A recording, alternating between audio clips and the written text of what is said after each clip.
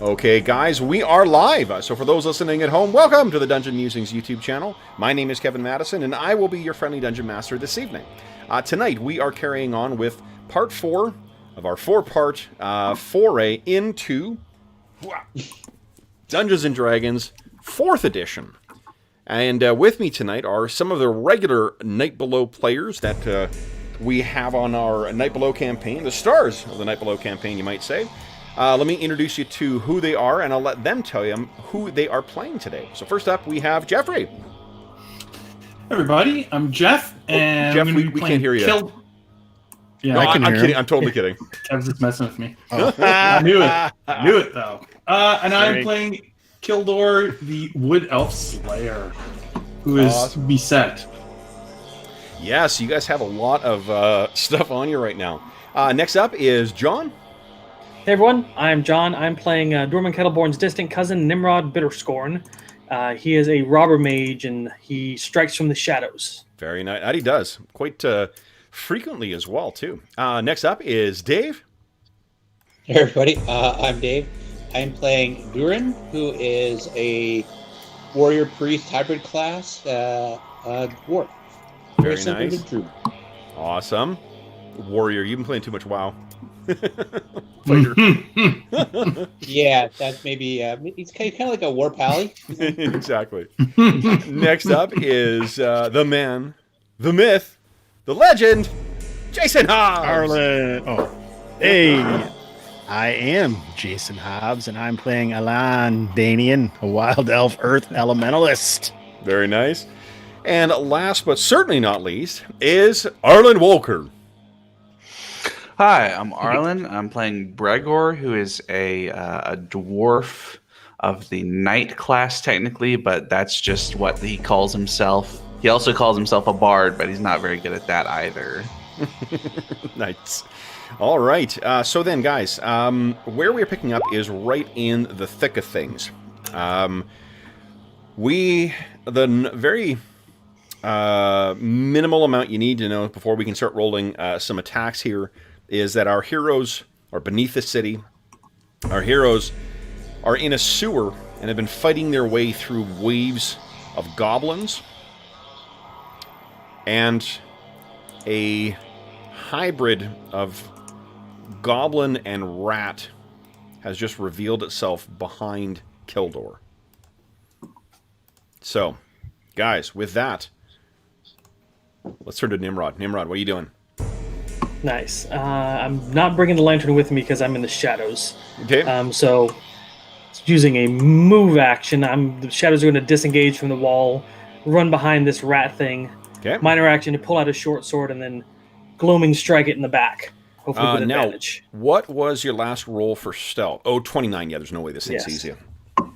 Okay. So, please do, and you do have combat advantage against us. So you get +2 to hit. yeah. Oh, And I'm going to activate sneak attack. Hold on. You actually got a hit first. You only rolled an AC 17, and that's actually a miss.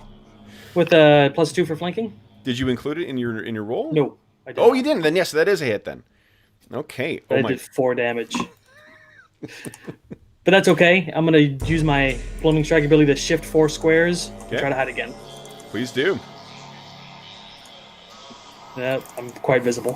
14. Well, I mean, it goes against his passive perception, and yeah, it sees you. Okay. All right. Is that it for you then? That's it. Druin, what are you doing next? All right, so I almost fell through the board in the floor. I pulled myself out last round. Now I'm pissed.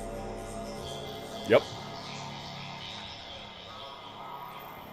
30 takes me there. So that's my move. Okay. And then I'm going to charge. 1, 2, 3, 4. Yeah, I can charge. Yep. Bam. And that just gives me a single attack. Not very good. You get a +1 though. Yep, +1 to hit. Yeah, with that. Yeah, but that still only hits AC 9. It's actually. Oh, yeah. So there was some delay in yours showing up there. Ugh. Okay. that wasn't good. Yes. That's all right. I'm in the thick of things. That's where I want to be. All right. Okay, so then next up is Elanion. So each of the levels here, Hobbs, these things are a 5-foot drop. To get down the side there, you're just on the side of the... I'll put you right here so you're not teetering off the edge of the stairs. The way across seems to be this bridge right over here. What would you like to do? You have your encounter abilities back, and you have your, what do you call it? Your second wind. Second wind. I don't even know what that is. Second wind is you can spend a standard action to recover your healing surge worth of, or your surge value worth of hit points. Okay. Yeah. All right. I am going to fire an elemental bolt at this creature. Okay.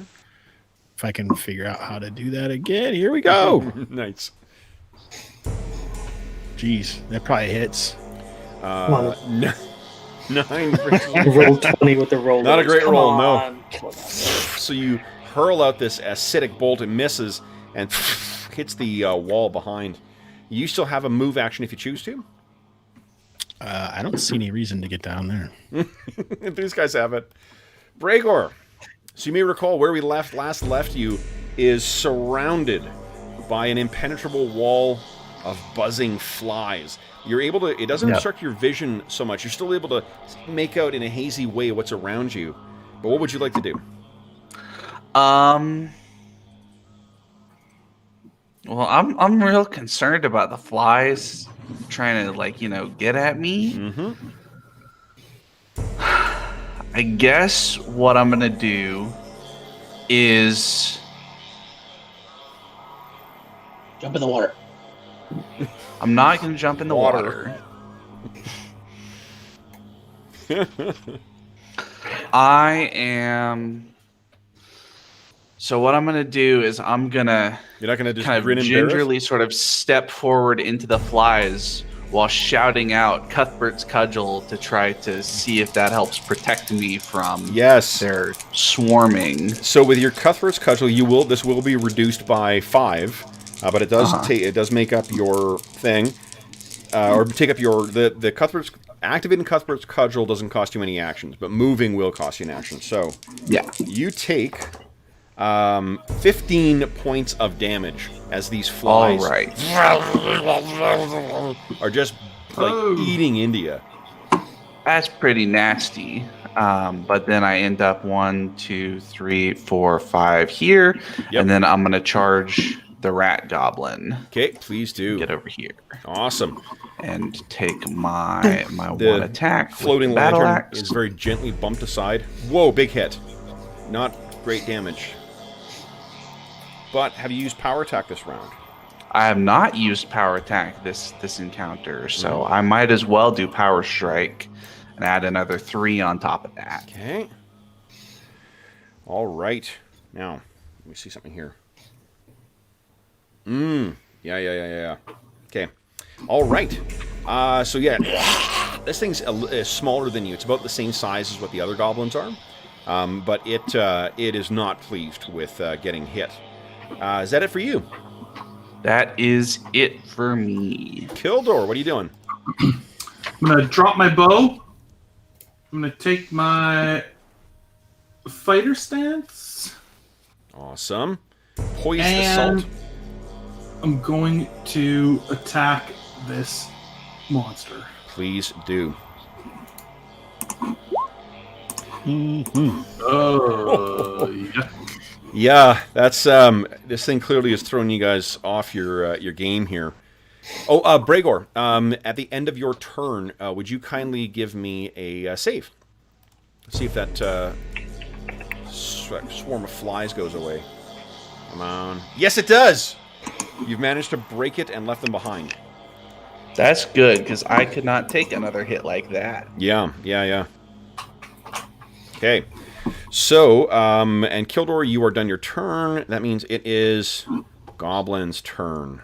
Ooh. All right, so let's see here. Druin. Boy, you're over there all by your lonesome. Oof. So let's move. You can hear the sound of more goblins. Druin, you do not speak Goblin, right? I do not think so. Nope. I think Nimrod is the one who can. Okay.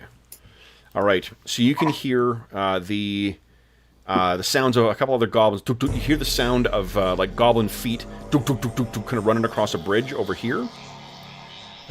Okay, and they're gonna.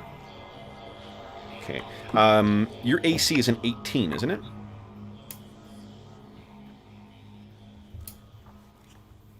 17. 17. Okay.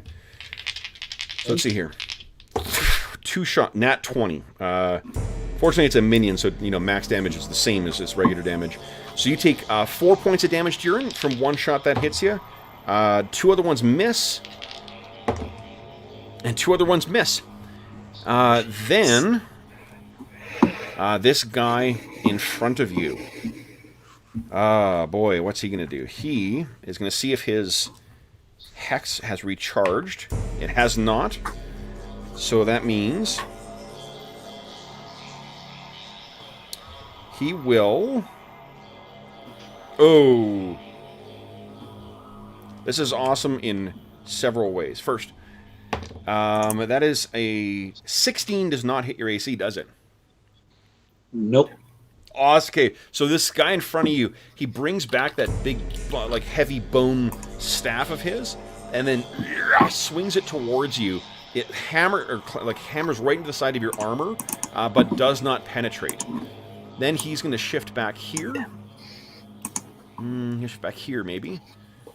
And then we have our friend, the Rat-goblin. So first thing the Rat-goblin gets is... Nope, wrong thing.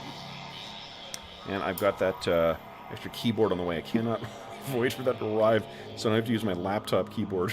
You can see that some of those wounds begin to stitch themselves back together. Oh, crap. Then he is going to try and bite. Oh, Kildor missed him, so Bergour, it's you. He'll try and bite you. Yeah. And he's also seems like he would know that he's subject to my defender aura, so if he attacks Kildor, I get a free attack on him. Yeah. Bergour is super aggressive at this point. All right, let's see here. This is... Oh, I rolled on a total of an 11. So that nasty-looking mouth comes towards you, and you get your shield up, and it is not able to get past. That is the end of my turn. Okay. I think I've gone with all my goblins, which means next up is Nimrod. What are you doing, Nimrod? Alrighty. Nimrod's going to move down the stairs to here, I believe. Okay. To make sure. Yeah. And I'm going to Phantom Bolt this goblin over here. Okay. You can try. Yes. I can try. Ooh. 17. 17 is a hit. Yes, already. So 11 points of damage. Wow. And then I'm going to shift him 2 squares down and put him between Druin and the water. Okay. Let's see. Does he do anything that helps him here? Don't believe so. Nothing. Okay, so he is hit in, and I think what he sees in his mind is actually the same flies that were surrounding Bergour. And he's kind of staggering back to try and get them out of his face. With my minor action, a shadow hand whips down, grabs a lantern, and pulls it here. Okay. And that's it. Okay, sounds good. Then, Druin, you're up next.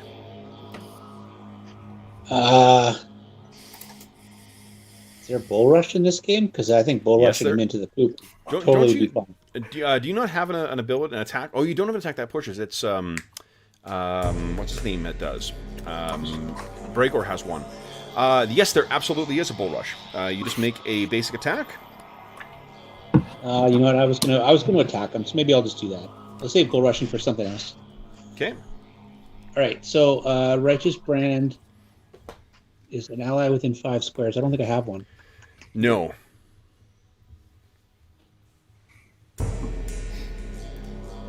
Okay, then. Shit. Let's just use War Priest Strike. Nice. Yeah, a reminder too. Your encounter abilities. Remember, to try and take advantage of those. Weak sauce. Ugh. I would make more use of mine, but minor area of effects. And, Okay, so you know, here's the thing. Because you have missed him with a melee attack, his goblin ability to shift when he's missed with a melee attack triggers. You swing at him, he kind of skitters underneath your arm and gets back away from the edge there. Okay. Anything else? So do you have to? Is this one of the ones where you have to hit it in order for the ability to trigger? You and your allies have advantage against the target. Well, pretty strict. I think so. What does it say on? Hold on. It says On your the PDF character sheet.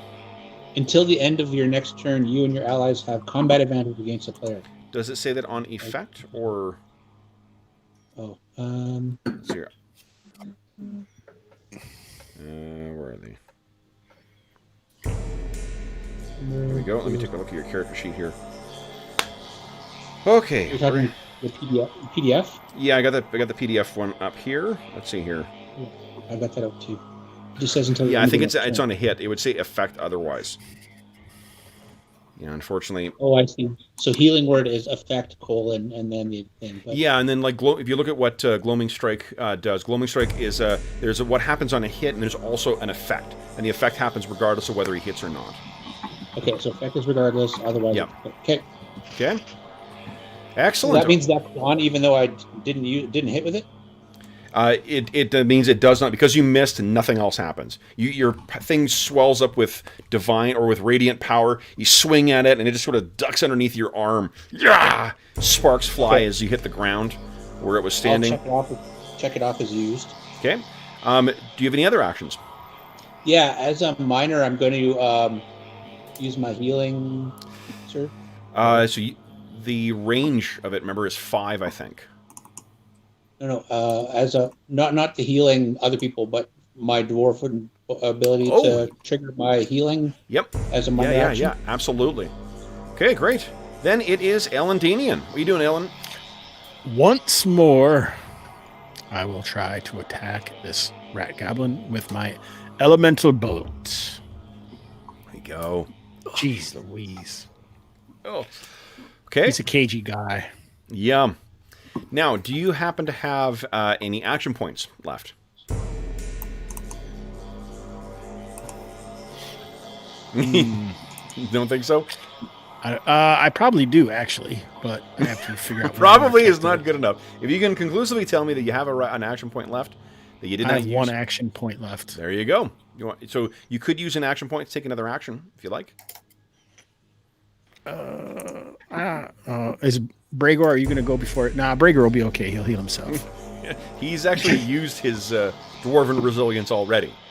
Oh, I thought maybe. Remember that all-important second wind I mentioned? That is an encounter ability. It's only used once per encounter. Oh, okay. All right. Sure, I'll use it then. What the hell? Okay. You convinced me, sir. Nice. Good work. Well, if I can interest you in an action point, I should show you our entire range of action points available.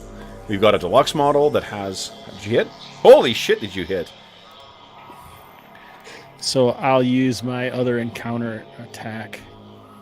Okay. And attack let's see again. Let's see. And how close does the second target have to be? Oh, 5 squares. 1, 2, 3, 4, 5. Yeah, I don't think you can hit anybody else. So it's just... But that's okay. You can use it against him. Go ahead and roll the damage. Let's see how much extra damage it does. Oh, shit. Oh, what am I supposed to roll here? Each target hit by... Just do I attack again, or... Just click on the encounter power that you want to use. All right. No, wrong one. The one that you said you were using. Encounter power. Yep. Yeah, encounter power. I got you. Yep. That would be this escalation. Yes. So an extra 5 points of damage. Okay. So this hits this thing, and it's screeching like a rat, but, the size of a small child. Then, Bergour, you're up next. What are you doing? All right. I'm going to use my move action to shift to here. Okay. And then I'm going to do minor action to take my hammer hand stance so that I can push him if I hit him. Excellent. And then I'm going to try to smack him. Please do. Oh. That's not very good. Whew. Okay. Ruining my plans. All right. Do you have any action points left?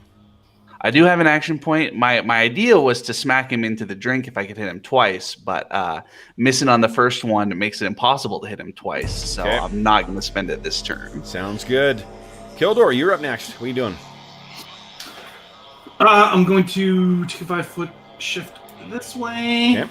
to surround said bad minion, and I'm going to attack him. Both of you guys have combat advantage. You get +2 to hit. Holy shit. Oh! Bye, Rat.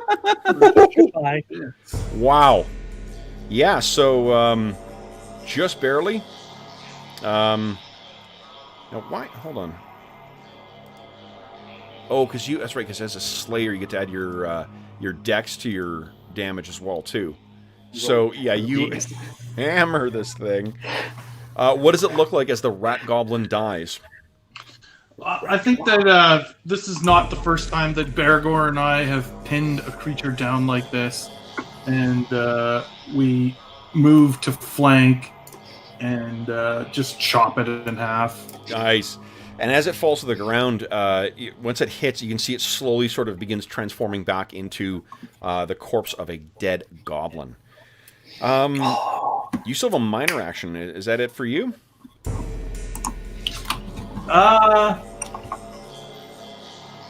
Yeah, I don't have any minor actions. Okay.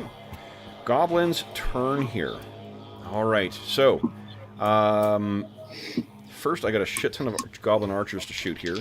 So against Druin, those two are misses. Druin, you hit once for 4 points of damage. Twice for 4 points of damage each time. So, thwack. Then... Fuck is right. Let's see here. Let's see if his thing recharges. Does not. So he is going to shift back, and then he's going to try. He reaches in his the kind of satchel of whatever vile stuff he's found in the sewers, and kind of throws it out in the direction of your eyes. Nasty. Most definitely. 21 versus Fortitude? Yeah. Yeah, just barely, right? All right. You take 10 points of damage, and you are blinded. Call upon the St. Cuthbert to shield me from this whatever kind of poop. So how do you go about doing that? I think it crosses the axis and calls out for St. Cuthbert's blessing. What's the blessing is what's the important bit here. What do you have to say to get the blessing? Oh, shield me, St. Cuthbert. Nope. Do you not remember? The actual wording? Yeah. I didn't know we have to actually. You did hear someone else call it out earlier. Yeah. I don't remember now. I think I hear an echo coming back of Bergour's call through the sewers. What was that, Cuthbert's Bergour? cudgel. That's good that everyone says it at once. It makes it really easy to hear. Is it cudgel? So Bergour will look over, see that Druin is about to take a big hit, and say, "Hey, if you shout out Cuthbert's cudgel, you can reduce Cuthbert's the damage." Cudgel, Yeah. So you can reduce. Cuthbert's cudgel. Yeah, reduce that damage by 5. You are still blinded. So let's give Dave the full immersive effect here. Take away all my sight. Boom. Yeah. Ladies and gentlemen, I have a black screen. Yeah. All right, and then that is it for the Hexer. Apart from the last thing I guess you can hear, Bergour or Druin is the like of the goblin. All right, then that's it for my goblins. Nimrod, you're up next. What are you doing? I'm gonna use a encounter ability. We can try. I'm gonna lock down a burst one here of my grasping shadows. Ooh, nice. So go ahead and click on it. This will be the attack against the thing. 22. Oh my god. Eat shit, Goblin Shaman. Yeah, so he laughed at it. Look at this. But then the boy, oh boy, you guys had said that the buddy comedy was between Nimrod and Elandin. It seems like Druin and Nimrod like some stuff. So while Druin screams out, "I'm blind," you can see these writhing, twisting tentacles come up and take a look at the goblin hexers. I guess you can't see this, Dave, but everyone else. Boom! Huge hit on that. It is bloodied. Okay, and then I'm going to do a move action to start running down to help my friend. Yep. And then that's it. Okay. Actually, is this... It's right outside. Nope, it's still within. I'm going to move the light a little bit closer with Mage Hand here. Okay. That's it. You can see you got a much better view of Druin writhing around, screaming out he's blind. I'm blind! Goblins. Druin, you're up next. What are you doing?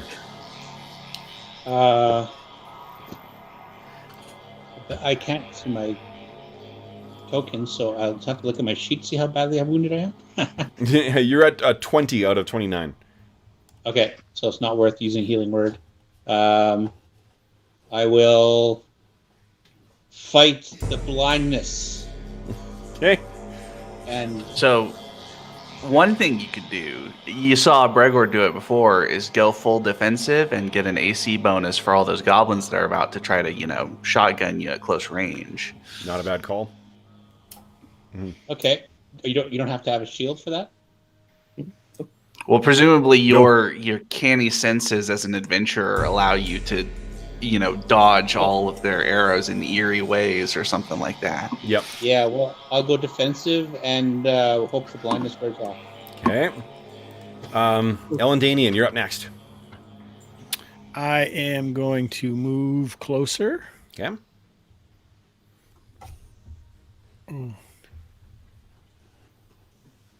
Just as I have planned. Well, I'll get scrunched up over here. And that's it. Okay. Then next up is Bergour. All right, one move, 1, 2, 3, 4, 5. Using my main as a second move, or my standard as a second move. 1, 2, 3, 4, 5. And that gets me to there, and then I'm going to shift with a minor action from Hammer Hands to Cleaving Assault. Okay. If I get close to these goblins. Yeah, you got it. Take them down. All right. Kildor, you're up next. What are you doing? I'm gonna move over to my friend. So, what's my picking up my bow? Is that part of my move, or can I use my standard action? That's minor action. Okay, I'll pick up my bow as I go past. So 1, 2, 3, 5, 6, 7, 2 here. Okay. You still have a standard action, which you could convert into a move if you'd like. Yeah, I might as well. I don't see why not. Right? Yeah. 1, 2, 3, 4, 5, 6, 7. Then I'm right up by Druin. You got Could it. I have done that as well? Convert. Yes, absolutely. Thank you. Okay, you're welcome. Just means you're closer. All right. So then, I think, Kildor, you're done. We are on to the goblins. All right, so Bergour, they see you, and they see that shield's getting a little low. You're looking a little beaten down. 2 shots from the darkness. I don't think either of those hits. My best roll is an 18. That is not good enough. Awesome. And you can see it's coming from over here. Right over here. Then we got the ones that are trying to cherry pick Druin. See here. Oh, Druin, you take 4 points of damage. We'll check What kind of for- GM shoots his player from the darkness? I know, what a dick. I mean, genius. What a Player, genius. a blind player from the dark. Character. All right. Then we've got 2 to shoot at Kildor. Kildor, your AC is an 18, right? 17.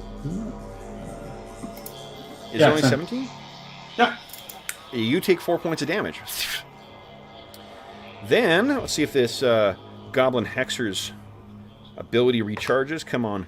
Yes, it does. Yes, it does. All right. Does a slowed condition hamper him at all? Nope. Slowed only affects his movement. Okay, Oh, cool. But boy, that would be nice, wouldn't it? Well, I'm just planning next round. Does it also cause damage to him again? Only if he enters it. Does it also turn him into a rat? No. Here we go. In fact, I think Nimrod, where are you? Oh, you're way over there. I'm in the darkness. Oh, but he can see you. It's okay. Does a 24 hit your fortitude? 24 hits everything. That swarm of insects that we saw before comes up around you. Okay, do I take damage?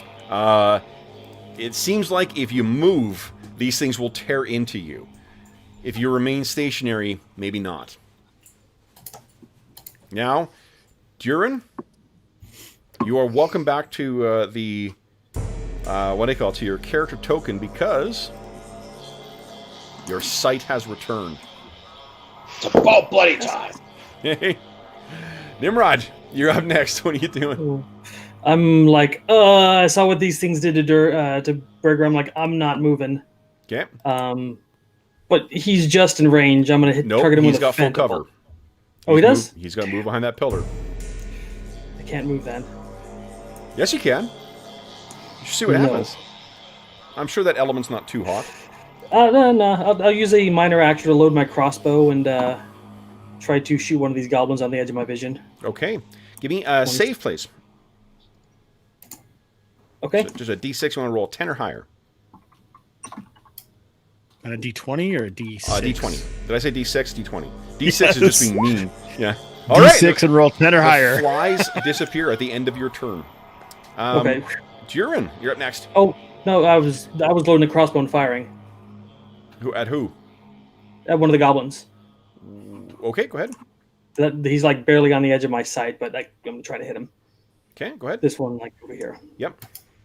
I'm gonna roll gloaming strike, but it's nope. Here we go, hand crossbow. Nope. Nope. That's it. Okay. Next up is Druin. Got your vision back. Oh, don't worry about this thing. That's gone.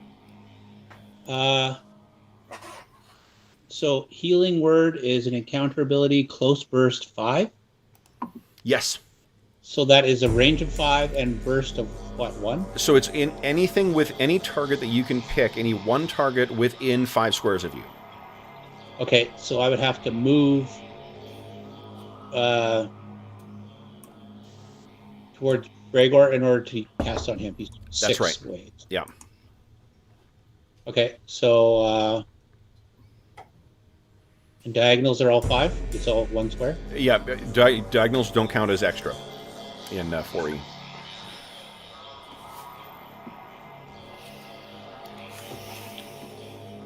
Okay, so I'm going to move to here. Okay.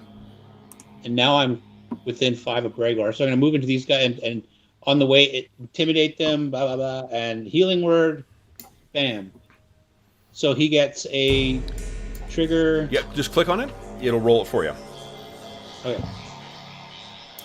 I'm on the wrong page. Power abilities, healing word. Boom. Wow. So, Bergour, you spend a healing surge and you gain 7 extra hit points for it. My Not healing too bad. word. Wow. Yeah. Bergour's been gone from way into bloodied into not bloodied any longer. Then you still get a standard action here, Dave. What do you want to do? Is because that's a minor, That's a minor, exactly. and I'd use my move, and so now my standard, I can use my axe attacks, Absolutely, yeah. but I can't But hit hold on. spot. Yeah. Whoa, second one hit, so. Oh, you know what? But you should be using the ones I've set up, because they don't do... on your twin axe attack, you don't get to add your stat to damage. Oh, I see. There's 2 sets. Okay, so You missed let with me one. re-roll Do you want to those. re-roll them both, or do you want to just hit with one? I'll let you decide. Because the attack bonus is the same. I'll roll it without the bonus. Nice. See what happens. Yep. Okay, once again, miss with one, hit with one. Which one do you want to kill? We'll call it the bottom one. Bottom one, you got it. Boom. So as you go racing in, they've been focusing their attention on Bergour. That's probably what you saw. Your cry out, your chant, or your hymn to Clangadin, Bergour, that invigorates you. You gain your hit points back, and you kill one of these things, Druin. Elandin, you're up next. What are you doing? Elandin moves up.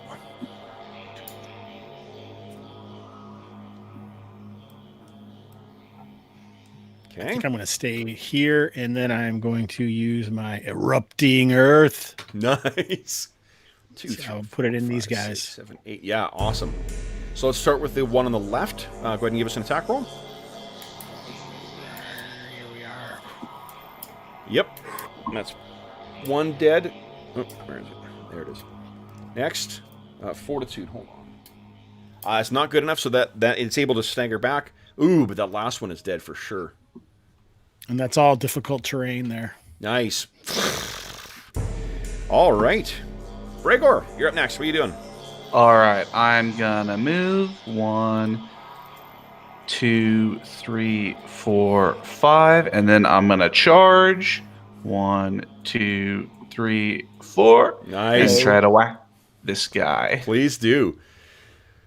Do. Ooh. Critical hit. Awesome.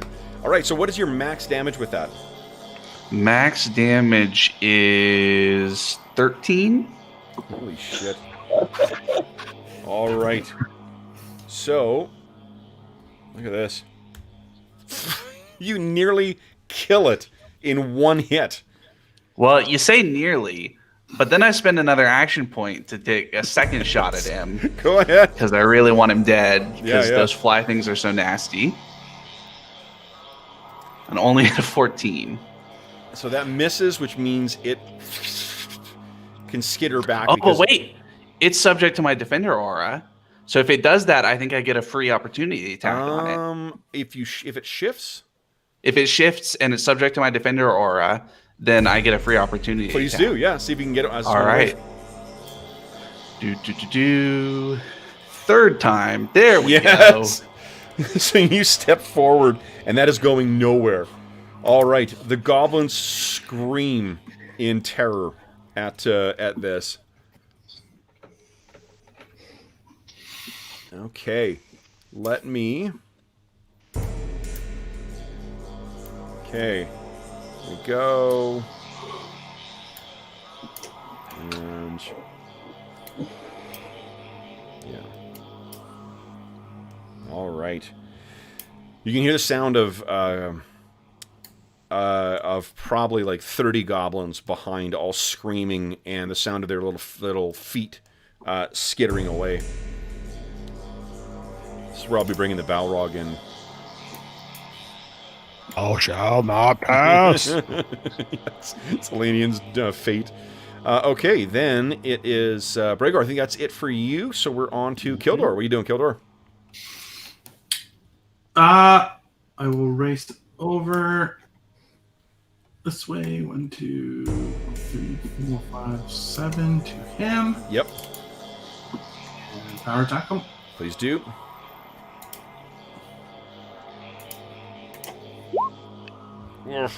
Oh! Where would you have... because you got a great sword. You need both hands for the great sword. Where would you have dropped your bow? Well, probably on the other side of the bridge now that I'd crossed it. Like, I just carried it across, so probably, like, right here where I was. Sure. You could have just... I mean, I think this is the first attack you've made. So, yeah, you could have just dropped it right there and run in. That is another dead goblin. And then it is the goblin's turn. All right, Druin. You attacked this thing, which means that it... you didn't expressly tell me that you marked one. Or that you marked this one. But I'm going to assume that you... if I attacked the other one and it died, like I marked it and it died, so... Oh, okay, I see. Okay. So then, I think this thing is going to dive into the water. Go ahead and make an attack of opportunity. Delicious. Yes. 1, 2. X. Yeah, this thing's running. It's done by its callous disregard for sanity. Yeah. I mean, these things seem to have a pretty hardy constitution if they live down here, so it gets carried away by the muck and very quickly disappears from your view. The other one goes racing across the bridge. All right. Then, Nimrod, you're up next. What are you doing? I'm going to convert both of my actions into movement. Okay. End up here. And then I'm going to mage hand this thing here. Okay. Alrighty. That is Nimrod's turn. Druin, what are you doing? Moves up next to Kildor. Hey, buddy. Where's the little bastards? That's it. I'm not gonna go ahead this time. I'm gonna stick the group. Okay. All right. Although I thought Bergour was coming with me last time, and he went back to help. So. Elandin, you're up next. Elandin strides forward like he's in a Clockwork Orange, spinning his staff. Hey, laddies! So no Just one joins else seems to be in view here. There's no other adversaries. Bergour. All right, I am going to sheath with my axe into like the belt loop or whatever where I carry it, and then step over to the lantern, and then use my mind to send it over 1, 2, 3, 4, 5, 6, 7, 8, 9 squares. Okay. And now I can see that guy, but I can't do anything to him. Okay. Kildor can. Oh, he left his bow. Kildor, you're up next.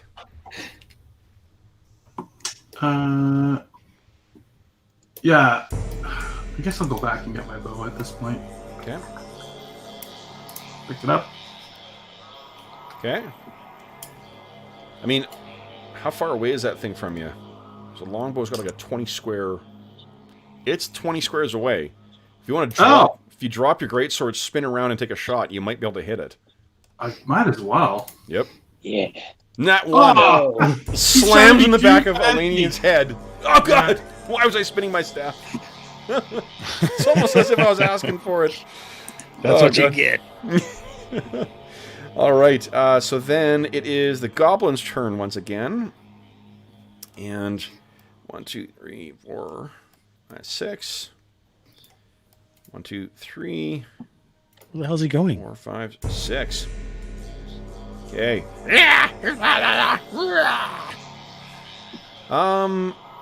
Nimrod. What are you doing? I'm gonna start just straight up moving. Okay. And gonna move ahead again. Okay. And then I'm gonna Hold on. yes. Why don't you give me a 1d20 plus 5 roll, please? It's probably gonna hit me. Watch for broken boards. No. No! So you hear it creak underneath your foot, but you knew that, Druin? Yeah.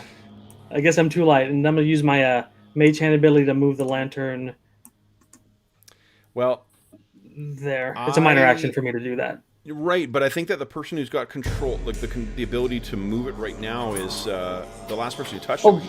well, yeah, I'm right. actually using mage hand to manipulate it and pushing it. Huh. It lets me move something up to 20 pounds, 5 squares. No, I get that, but I think that it, because, like, the thing with the floating lantern is it stays in place for the person who commands it. Okay. And you were the one who was commanding it before. Yeah. That's why you're able to move it with... so you try that, and it just doesn't move for you. It's a new item to you guys, so it makes sense that you wouldn't have... Why is it not? Dang it, Breaker. This is where you can have a call back to the last episode, and Bergour can say, well, you can just move over and grab it.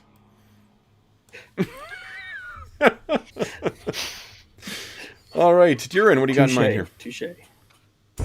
Okay. Right, so Druin goes around Nimrod and touches the lantern and then moves it. Dave, I'm so sorry. Give us a D20 roll plus 5. That track hasn't triggered yet. Oh, sweet. Let's see here. Now give us a save. You just need a 10 or higher. Damn it. What would you get? I activate. Oh, and no! hoping to give him. Well, that's a You just rolled D10. D20. I don't think you're gonna have. Yeah, you're good going to luck. have bad luck with that one. There you go. Okay. So, Bergour, you sort of run past. You're like, oh, shit! And it breaks, and you're holding yourself on the same position you found yourself in on the last bridge. I'm really starting to hate bridges. All right. This is where that would have been your move action that would have got to there to trigger it. You still have your standard and your minor. Okay. Your standard can pull yourself up again if you like. Yeah. Okay. And as a minor, I'm going to glower at Nimrod. Okay. Oh, look at me. Elandin, Find this trap. you're up next. This is a buddy show, but thank you for setting the trap off. Elandanian will move past. Oh, man. Okay. Then it is Bergour. All right. 1, 2, 3, 4, 5. 1, 2. Oh, wait. As I start to walk across the second half of the bridge, where Elanion walked, so hopefully it's okay, but I'm going to be very careful about checking in case there are any traps underneath me. Yep.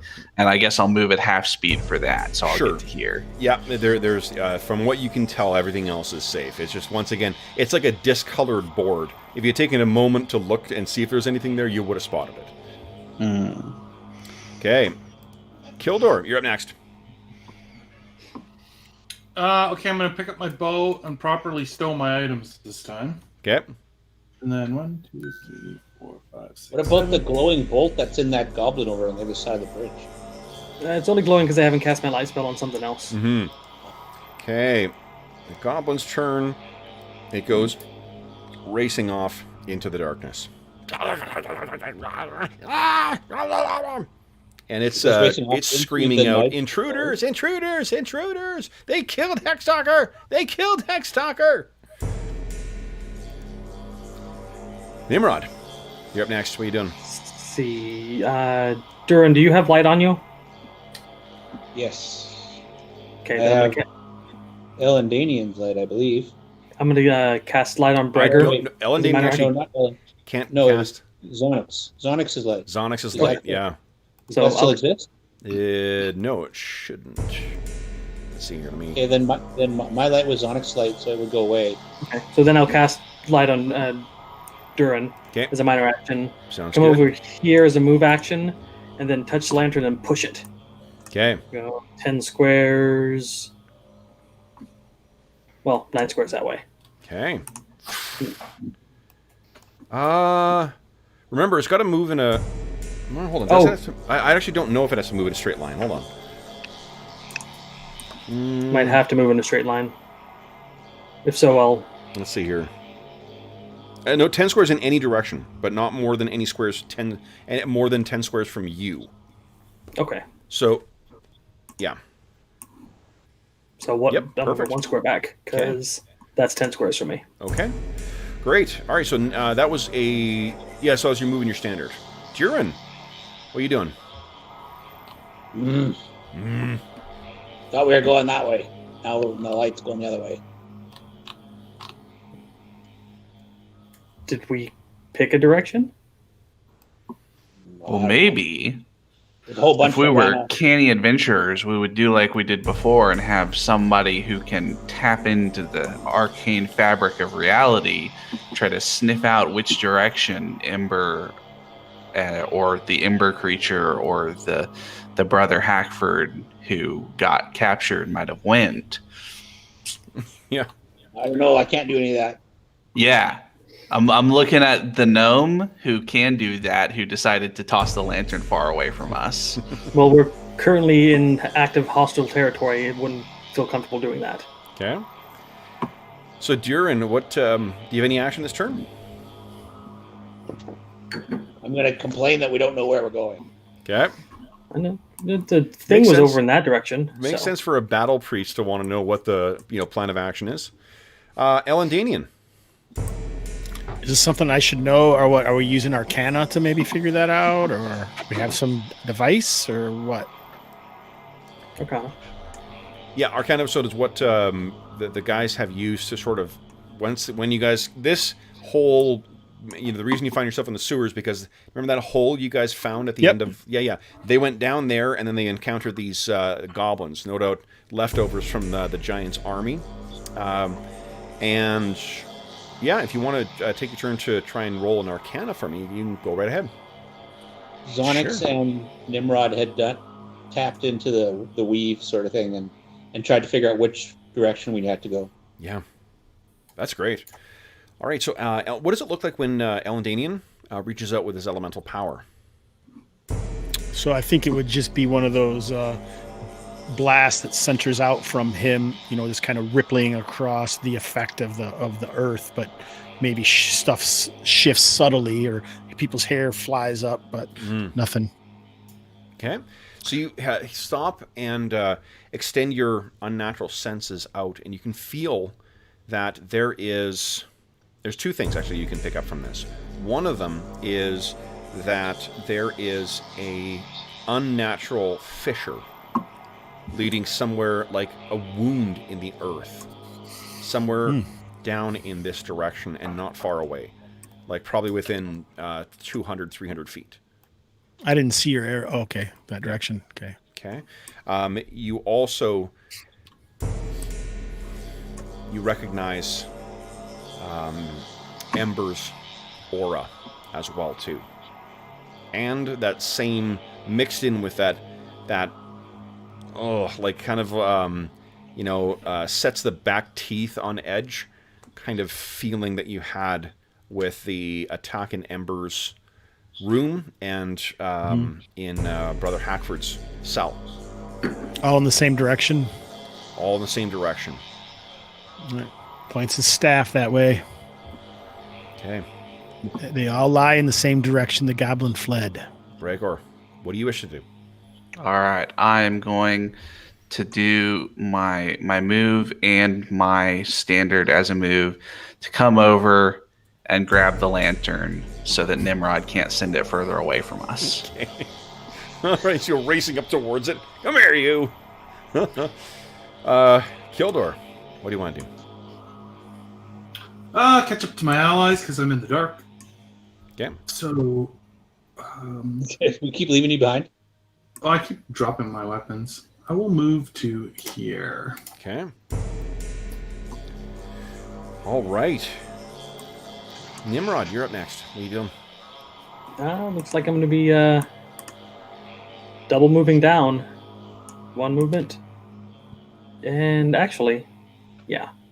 I'm going to move here and take a look at these poles that are along here. Does it look like I could, acrobatics across? Yeah. If you made it's a grate that is like a sluice gate to get big things like logs or whatever else that gets in the sewer system. It's there to catch that stuff. Okay. If you make a acrobatics check, give me a second. Let me get a difficulty for you. Yeah. You can make a roll, and I can tell you whether you succeed or not. I have to do it next round. I use my actions up. Oh, I see. Okay. Sounds good. Next is Druin. Move and standard to get to there.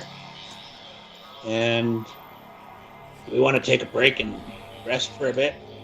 Yeah, if you took 5 minutes, you guys can spend healing surges. You can recover your encounter abilities. Take a breath. Yep. I think that'd be a good idea. Yeah. Okay. Elandin, what are you thinking? If they want to, I'm fine, but I will join my friends. Okay. All right, guys. So then if you are going to take a 5-minute break, I'm just going to clear the initiative tracker. And you guys can spend any healing surges you'd like. You can spend each healing surge you spend restores 1 point of... hold on here. Suddenly lost everybody's camera. There we are. We're all back. All right. You can each spend as many healing surges as you like. Each healing surge you spend gives you back a number of hit points equal to your surge value. All of your encounter abilities will recharge. And everybody gets an action point.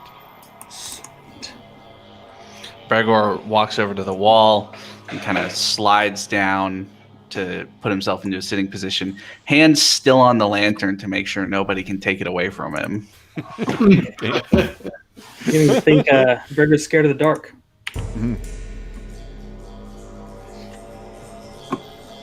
Nimrod, can you see in the dark? I have a light spell. I'll be okay. Okay, then. Are you putting it out? Yeah, because I can turn it back on with a thought, so I can just fuck with him a little bit. I'm going to put it right back on in like a second, so no reason to mess with the dynamic lighting. But I'm basically just putting out the light for a second just to mess with him. Look over to Druin with his glowing axe and like, Yeah, You want me to get rid of Druin it? does still have his glowing axe on him, so... All right, so everyone has everyone spent all the healing surges they want to spend? I might as well move over with everybody and do that. I thought you were just being moody. yeah. Okay. So I'm down another 6. I'd get 7 back. It'd be worth it. Okay. You know what I'm going to do? I'm going to move, before I forget, I'm just going to move Zonic over because I think George said he'd be on. He'll be joining us pretty soon. Yeah, pretty soon. We'll see if I'll move Brent's over when if he's able to log on. He's still got a roll for random encounters for his kids. So if he can get his girls to bed, then he'll be joining us. Otherwise, it ain't happening. All right. So then, guys, what do you wish to do next?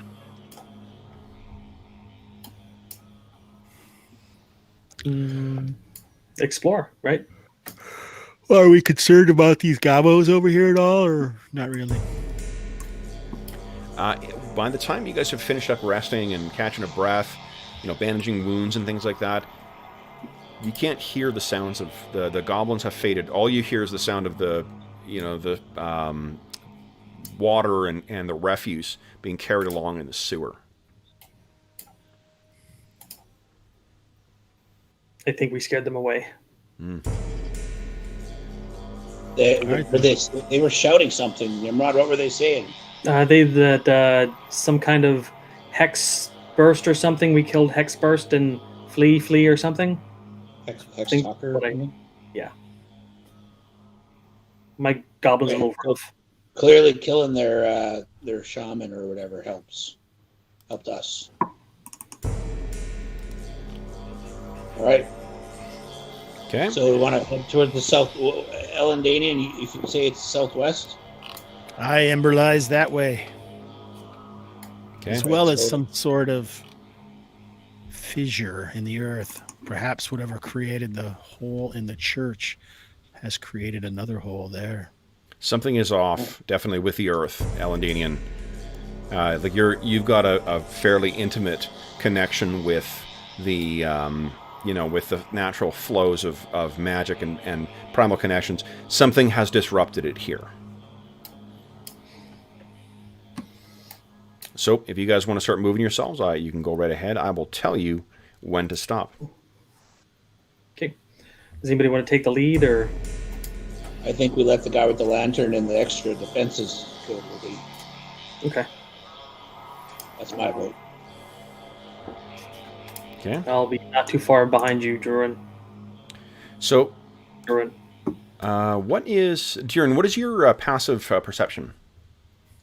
What is everyone's passive perception, for that matter? You just type it in chat, maybe. Wait. Passive.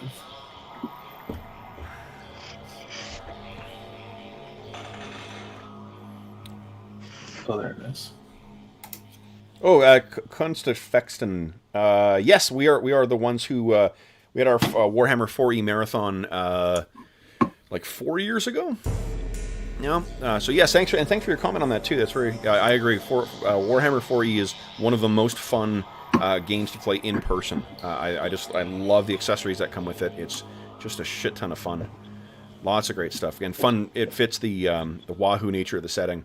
Oh, not Five Rings of. He's talking about Warhammer 4th Edition. This No, was fun in Dave person. wants to play Five Rings. Oh, yes. This was fun in person, I tell you. Yes. So was Conan fun in person. Conan's a shit ton of fun in person. Yeah, we had a really good gaming marathon with that.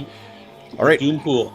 Any of those games that rely on like where like the accessories can really help the experience, it's nice to pick those for the in-person gaming marathons.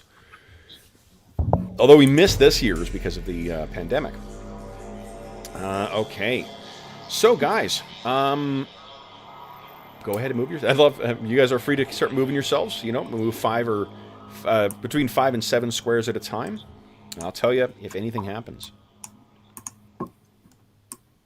Ooh. Okay. Elandin, you're definitely getting closer. This is the way. This is the way. To coin a phrase, yes. Okay. Continue, Bergour. Now, from where you guys are, Nimrod, you're the first one who hears this. You're like, wait. And it sounds like the splashing of water falling a far distance. And it's Like a steady splash, or Yeah. okay, Like water falling down a fissure. that or a pipe. Yeah. Not like somebody playing water. Am I missing someone? No. Okay. It's getting louder. All of you guys can hear it at this point. Can I tell? Was it this way or Straight ahead. We near our And quarry. down. A waterfall, perhaps. Yeah. Sewage fall.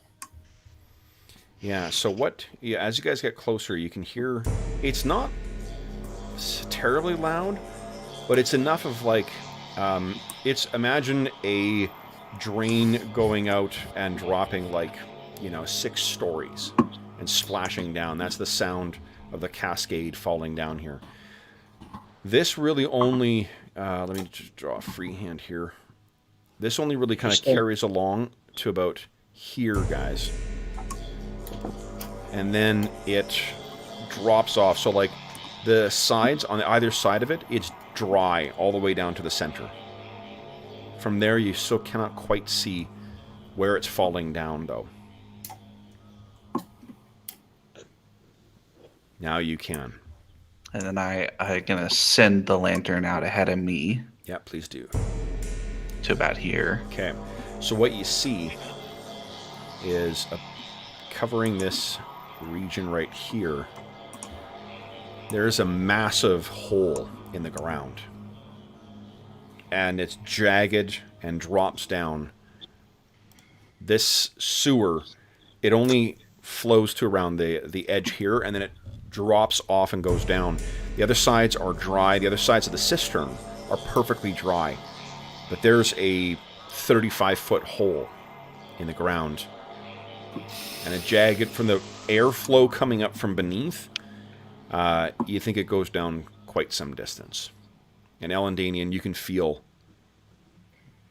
this is the direction where Ember, that unnerving power, and the rent in the earth go.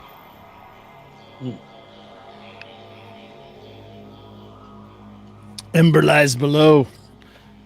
Let's affix our ropes and travel down. Okay. So,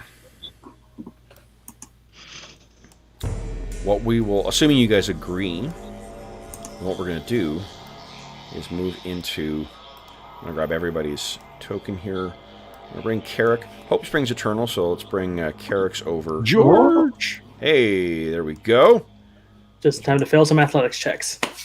And coming up from the sewer is Zarnek. Sorry, I had to. I hope his headdress isn't dirty. Okay. Okay. Oh, he's also free to... Oh, you know what? Here, let me... There we go. Boom. There's the link to the meat as well. Yeah, otherwise he's just... Well, he might have already started scrolling up. Screaming into the void. Yeah. Okay, I'm going to bring Kratic along with you guys as well. How are we going to get down there? All right, let me see. Maybe I shouldn't have left that grappling hook and rope attached to the roof of the other building. Oh, I gotta let him in, that's right.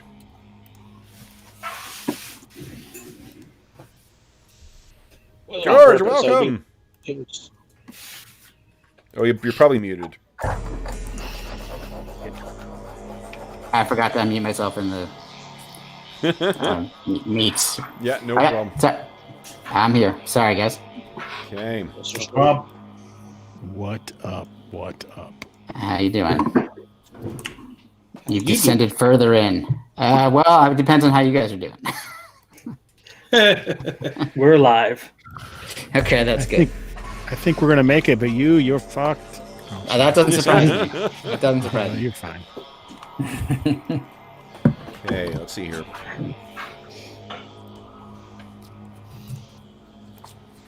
All right, let me reload here, get your camera working, and then... You missed Kildor's rat kebab attack. It was great. Oh, that sounds cool. So obviously we're fighting rats. Well, looked like a Rat-goblin or something. Okay, yeah, cool. Okay, where is it here? There we go. All right.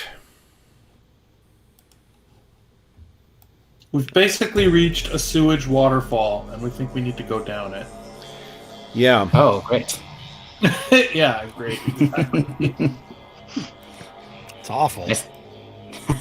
At least we still have our floating lantern, I see. That's good. Yeah, Bergour's taking it away from me. Love it. For an item that no one really wanted to claim specifically as their own, it has become the most sought after item so far. I think what's nice about it is it makes a great party item because you can transfer it to different people. Totally. You can send it around, you know. All right, guys. So we will be indulging in yet another skill challenge.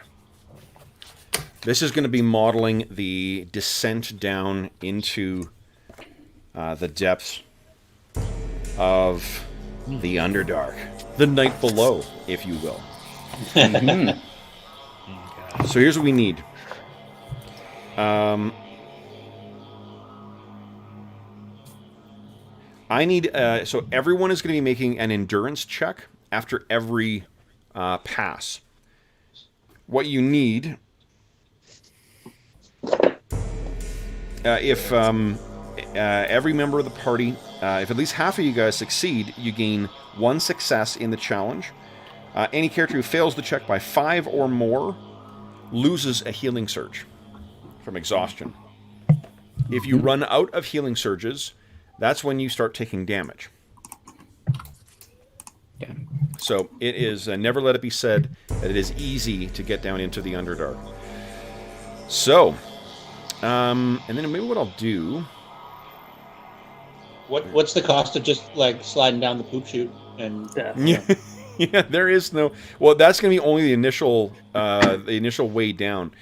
Here's what it's going to get. You can see that some of these, I've separated them into mandatory ones that you either you have... So the mandatory ones, the primary skills, and then secondary skills. Secondary skills are opportunities to try and like buy back failures. If you guys, if you get 3 failures, something quite bad could happen. Usually a combat encounter or some kind of like rock fall or a collapse in or something like that, like some kind of nasty encounter outside the scope of the skill challenge. Each fail is likely to have some kind of consequence in the journey down as well too. What the secondary skills are there for is to try and either help you out by making the difficulty lower of some actions or by buying you back failures. Okay. You need to get 12 successes to make your way all the way down. The endurance checks are going to start at easy, which is a 10. And then other ones are progressively, they start at a certain rate, and then they get more challenging as you go along.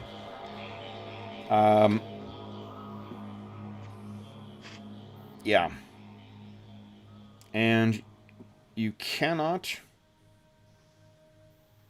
use the same skill back-to-back with someone else. You have to alternate things. And the endurance group check, because you all have to do that, does not count towards that.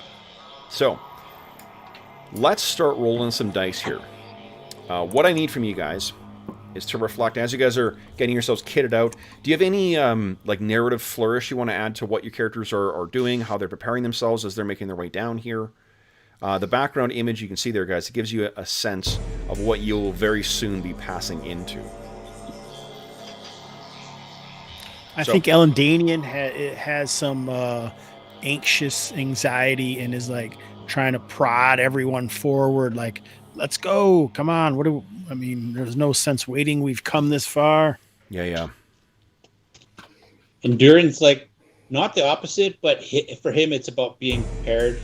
Part of being tactical is being prepared, doing everything you can. So he's like taking his axes and he's like, tying an extra strap of leather around them so they don't come loose while he's climbing, and making sure everything is secure on his pack. And he's like, okay, now I'm ready to go. Cracks the knuckles, like, here we go. Yeah. In the meantime, Eladanian's like trying to get him to go. He's like, just give me a second, man. Okay. Oh, man. I think Zonic is most concerned about his spell components. So he's like tying his bag as tightly as possible. Doesn't want anything to get wet that's not supposed to get wet at the wrong time. And tucking things in and just kind of making sure he's not going to lose anything on the way down. Yep. Yeah. Nimrod, he may have made the crack about Bergour being scared of the dark before, but that's a secret fear of his, actually. I mean, he dances and toys with the shadows, but we're about to head to a place where there is no daylight, ever. And he's just feeling the weight of the shadows and trying to psych himself up for it. Awesome. That's awesome. Okay. Then, Bergour or Kildor, anything you guys want to add? I think Kildor's just keeps reminding himself he doesn't want to be here, but Ember's kind of the only one in this group he really likes, so rescuing her is paramount to. And Bergour? Bergour's put his shield on his back so that he can hold the lantern with one hand and his harmonica with the other and play everybody an inspiring tune. I think once you get down to the depths, the first time you do that and it echoes out, whoa, whoa, whoa, whoa, whoa, giving you a full idea of the depth of it. The tactical, what do you think would his desire to kind of inspire his allies, or the tactical soundness of letting potential enemies know miles off that that you're coming? Well, Bergour is very much a it's kind of hard in combat. He seems to have the tactical senses, but outside of it, it's kind of hard for you guys to tell exactly, like, does he think before he act, or is there no relationship between his brain and the action? So he's gonna play until somebody tells him to stop. Does anyone at any point, once you get underneath there and you realize how far this is carrying out? So Druin will go over and he'll be like, you might now have already alerted everybody that's down there that we're coming. So if you're going to play something, at least make it sound intimidating.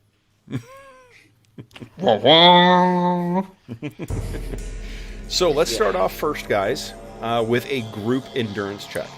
Everyone give us a group endurance. It's a difficulty of 10, so long as you don't get a 5 or less on your roll, you should be fine. We all seem pretty excited about endurance. Ooh, yeah. Except failed by 1. Sonic. Except Zonic. No, one for Kildor! No. Failed by 1 and then rolled a 1. Amazing. All right, so let's hear. More than half of you guys, yeah. So, John, would you mind, since you keep track of our points, would you mind keeping track of our successes right now? So we got 1 success? 1 success as you guys are making your way down. Now, Kildor, I think what We needed 12, right? yeah. Yes, that's right. And then, so as you're making your way down, Kildor, why do you think this is so exhausting for you? Why do you think this is weighing so heavily? Are you like overdoing yourself, or?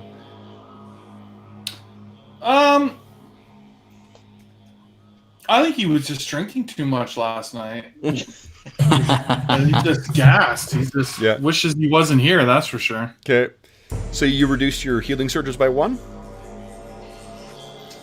Yeah. Yeah, so it's your blue bar. All right. So, guys, who would like to make the first check here? Who are we thinking here? Now, you could do athletics. Same thing. It starts quite easy. If you get half of them, then if you get half successes, then you will get a success, or at least half of you succeed against the DC 10. You guys will get another success on this. There's no penalty on the athletics necessarily. I have an idea. What are you thinking? With Nimrod's attunement to the shadows, he could try to look around and with the lantern illuminate everything, leaving shadows everywhere. See if he can spot the best way down. He's already got it back in his hands. That's how much of a thief he is. Well, no, Gregor. I was about to say, keep your hands off that lantern. So, yeah, I was thinking about looking for the easiest way down, since some people are having a difficult why don't you time. give us it sounds like a perception check. So the DC of perception. Oh, hold on, I'm looking at the wrong number here. In a momento, the DC for perception will be a 13. Sorry, Kev. Do you only lose a surge if you fail by 5, or just if you fail? Yeah, only fail by 5. Okay, great. Yeah, if you failed, that's Thank fine. Yeah. So Nimrod, you guys get another success. Nimrod's looking down. He's making, asking Bergour to illuminate in certain areas, and you guys find a sort of a twisting, winding path leading down deeper into the earth. Nice. Time for me to show off my athletic prowess. Okay, so athletics needs to be a group check. So if you guys want to all give us an athletics check, please. Sure. Yeah, baby. Okay. Yep. Oh god, I rolled high. Yes, thank God. Okay. So you guys count another success towards this. However, because you guys have all taken part in that, now the way it's going to work, you see it says easy to hard. The more successes you generate, the harder that athletics check is going to get. Same thing with nature, because the further you get down, the more difficult it's going to be to navigate. Right now, you're just sort of like going down one place to another place to another place. There's going to be a point where you're squeezing through holes, where you're like having to, run lines down to go down an underground freezing waterfall. It will become much more challenging.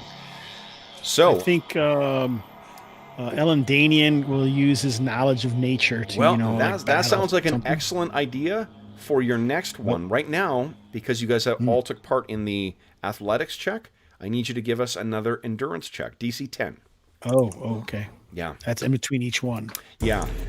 Endurance. Okay. Yes. Nice. No. Fail. Success from Zonic. Nice. It all comes down to Now rolls another now. Are you kidding me? Oh my gosh. Jesus Christ. So that's probably a fail. We had literally half of us succeed. Is it round up or round down? 3 succeeded, 3 failed. Only half of you need to succeed. It's the rounding is when you guys are an odd number. That's when it becomes tricky. So Kildor loses another healing surge. We succeeded on that, or does that count? No, it's if you rolled each individual person. Let me say it again just to be clear. Every individual person who rolls 5 or less on the endurance check, you lose a healing surge. If you fail, it just means you don't contribute towards the successes of the group test. So Druin is okay. He didn't fail by 10 or by 5 rather. I think John was asking if this counts as a success towards the 12 necessary to be successful. Yes, it does. Yep. Okay. So then, guys, we are now. So Elandin, you were thinking of something about nature. Yeah, I'm sure that there's like insects or different things that could be a problem here. If we could use his knowledge to, hey, don't go through that pile because that's like nettles or something, and using his knowledge. I don't know if I'm using nature correctly in this. Yeah, no, absolutely. No, it's bang on. And the thing is, there's not really, like, 4th edition, especially for the skill challenges, there's not, like, specified do this. It is way more wide open. It allows you to be creative and whatever. What you just did is absolutely a use of nature. DC 13, please. Nat 20. Beautiful. So Nice. I think, boy, a nice DM would give you 2 successes for that. Just Give an us a choice, observation. either 2 successes or giving someone their healing surge back.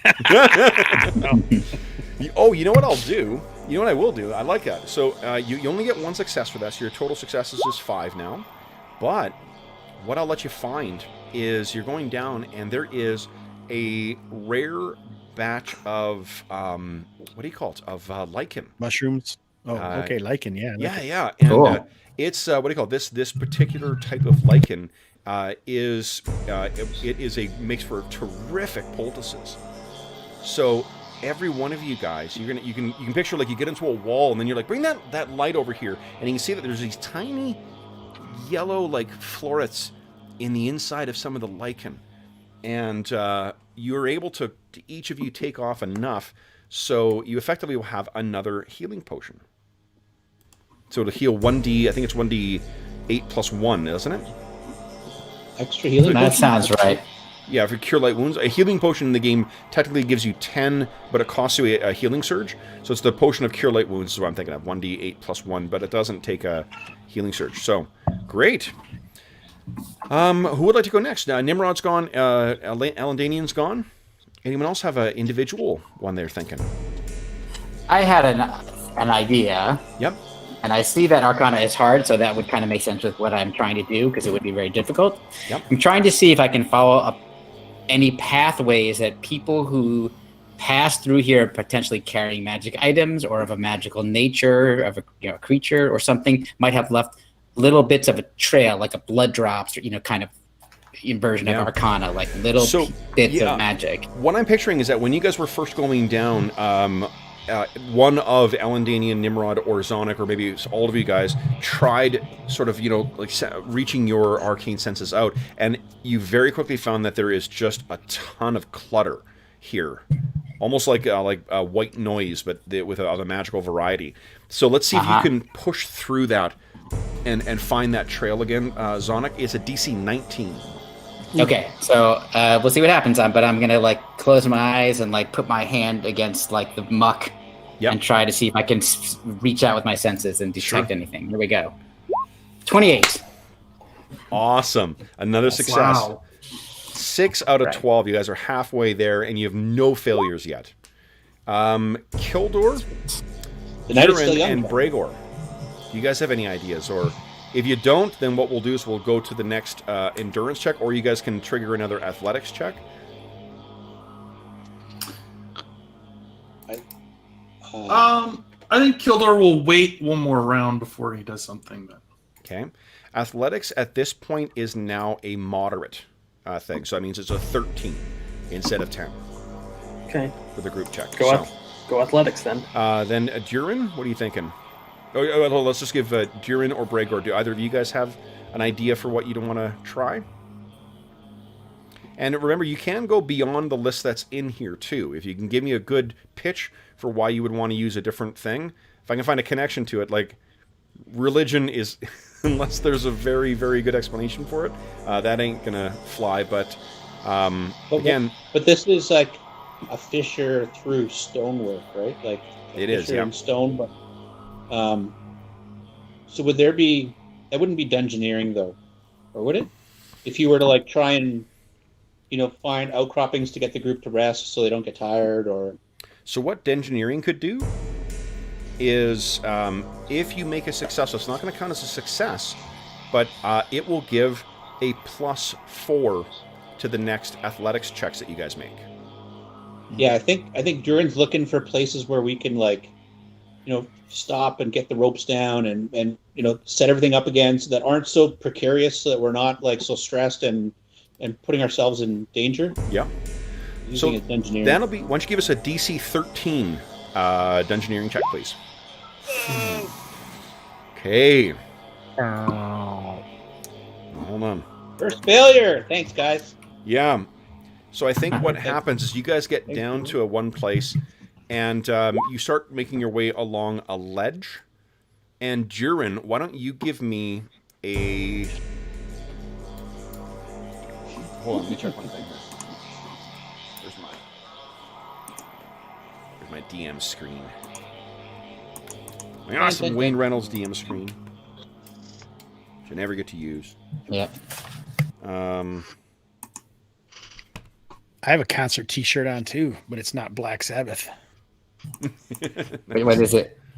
Counting Sharon Crows. Lois and Brown. Oh, nice. That's a great one too. Nice. That's a great one. He talks to angels, man. I tell you. Yeah. Um, That's great. Dave, why don't you give me a 1d20 plus 5 check. Roll, please. 1d20 plus 5? Yes, please. Let's see here. Awesome. So, Druin, you're making your way. You guys can picture, you get to one point where there's a bit of a fissure that leads out, and Druin is trying to like rely on his actual, his expertise with life underground and spelunking. But you reach a certain point, and then Druin, the thing starts giving way beneath your feet. Oh shit. And fortunately, you don't actually, it doesn't give way. You're able to scamper back before it kind of crumbles away. You can hear the sound of the stones falling down on rocks at least 80 feet below. So perhaps this wasn't the best way. Bergour, any ideas? And you've used one. You have 2 more uses of Dungeoneering.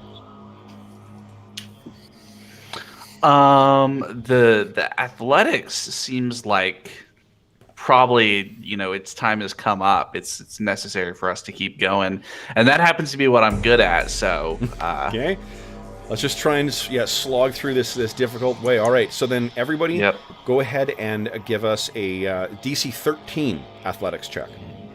Oh boy, there's one. By healing surge. 3. You guys got your successes. So this one, no. If you don't, it's only if you roll a nat 1, something's going to happen. But did you roll a nat 1 there, Nimrod? No, I rolled 5 less than the DC though. That's only with endurance. Oh, okay. Yeah. But speaking of endurance, guess what time it is? Yeah, it's endurance o'clock. So you guys can picture this is, you as a team. You got a rope going between you guys. Anyone who failed, you can give us a quick. Actually, Nimrod. So Nimrod nearly goes down. He loses footing and actually slides down a bit. And one of you guys who rolled really well, Elandin. I got you, buddy. And you're able to, Nimrod, my buddy. Yeah. You're able to pull him back up. I'm not made for climbing. I'm not that kind of thief. No, but you guys have got 7 successes now. So. We are back to the beginning. I now need an endurance check from everybody, please. DC 10. Oh, Sonic loses a healing surge. However, can I, if this is an encounter, can I use my heroic effort? No. No, I can't. Not in skill challenges, anyway. no. Yeah, I can't even. I rolled a 1. Oh, wow. Yeah. The dwarves are doing all right, but everybody else is struggling. Yeah. Did we get 3 successes? 1. Nope. No, we failed. Oh. All right, and a nat 1 is the same as a rolling 5 or less. So Elandin loses a healing surge, Zonic loses a healing surge, and you got another failure. Shite. What are you guys thinking? Like, what's the? I'm guessing that many failures means we're making a lot of noise and didn't realize it. So maybe I'll try a stealth to kind of hide our tracks or lead things away so they don't find us. Remember I said how the secondary skills can. They can both affect a future roll, or they can take away a failure. Mm-hmm. The reason heal is on there, if you make it's a moderate, so it's a DC 13 heal check. The character treats the harm inflicted by a misstep. Eliminate 1 failure resulting from a failed Arcana or Endurance check. Is anyone? Oh, so Druin can maybe help out with that. He's got some healing skills, and maybe he'll go around and help the folks who are struggling with this last endurance check. Yeah, yeah. You can picture like it's in one of these small little cramped caverns that you guys are in. The lantern is, the floating lantern is still going. Oh, hold on. Let's see here. Roll 20 changed the. Let's see here. Now I got the black crows on my brain. There you go. Just think of the spin doctors. That'll get it out. Sorry, counting crows. Okay. How about that now? Hobbs, can you change your surges now? Yep. Awesome. Okay. Thank you. You're welcome. Sorry I didn't have that before. So then, yeah, again, like you guys are all sitting around in this tiny little like alcove. Now there's a cool thing in here too that I was reading when I was reading through the magic items to try and figure what I'd give you guys. There was something neat that I thought maybe Druin, maybe you're pulling this out here. And this is, where is it here?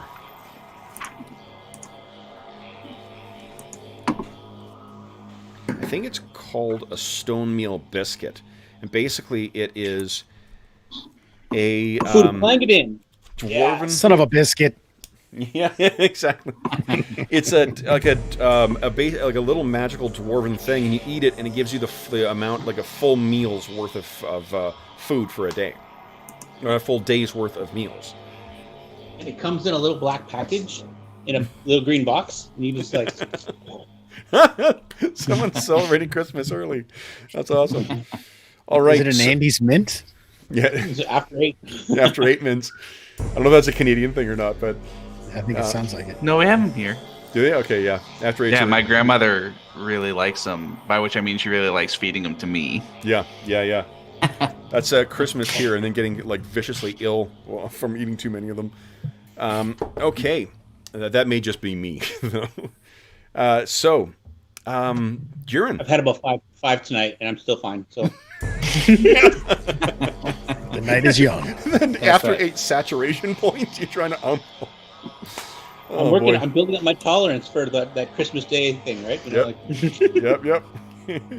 So Druin, what do we see as you're trying to in this tiny little? The ceiling is only about like 4 feet up. So you're all crouched down and kind of trying to catch your breath. There is a fissure leading further down, or not a fissure, but like a hole that's going to lead down. But you'll all be crawling on your knees, hands and knees to get further down. What do you say? Elandin is with us, boys. Don't you worry, we got these. Try this stone meal biscuits. The damn things will get you going right away. Wait, it's starting to sound Scottish. Strike that. He's not Scottish. Strike that. Strike that from the record.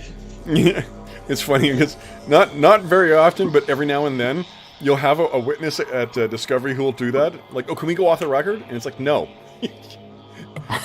I mean, forgive me. Did you go to law school? No. Fuck no. Answer my question. Oy.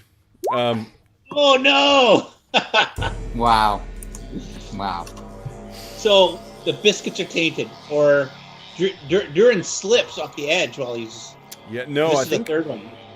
Oh my god! So I think what's happened here is that you didn't realize that they've they're like Elandin had said there's strange stuff growing down here. So everyone has those stone meal biscuits, and I think we're gonna have everybody lose 1 healing surge. Oh So my is gosh. that going to count as our third failure, or just still? On account of his healing was trying to help you. It was going to restore a success. I'm not going to count this as your third failure and then drop us into a combat encounter. Instead, because we couldn't get a success from it, so we can't get a failure from it. yeah.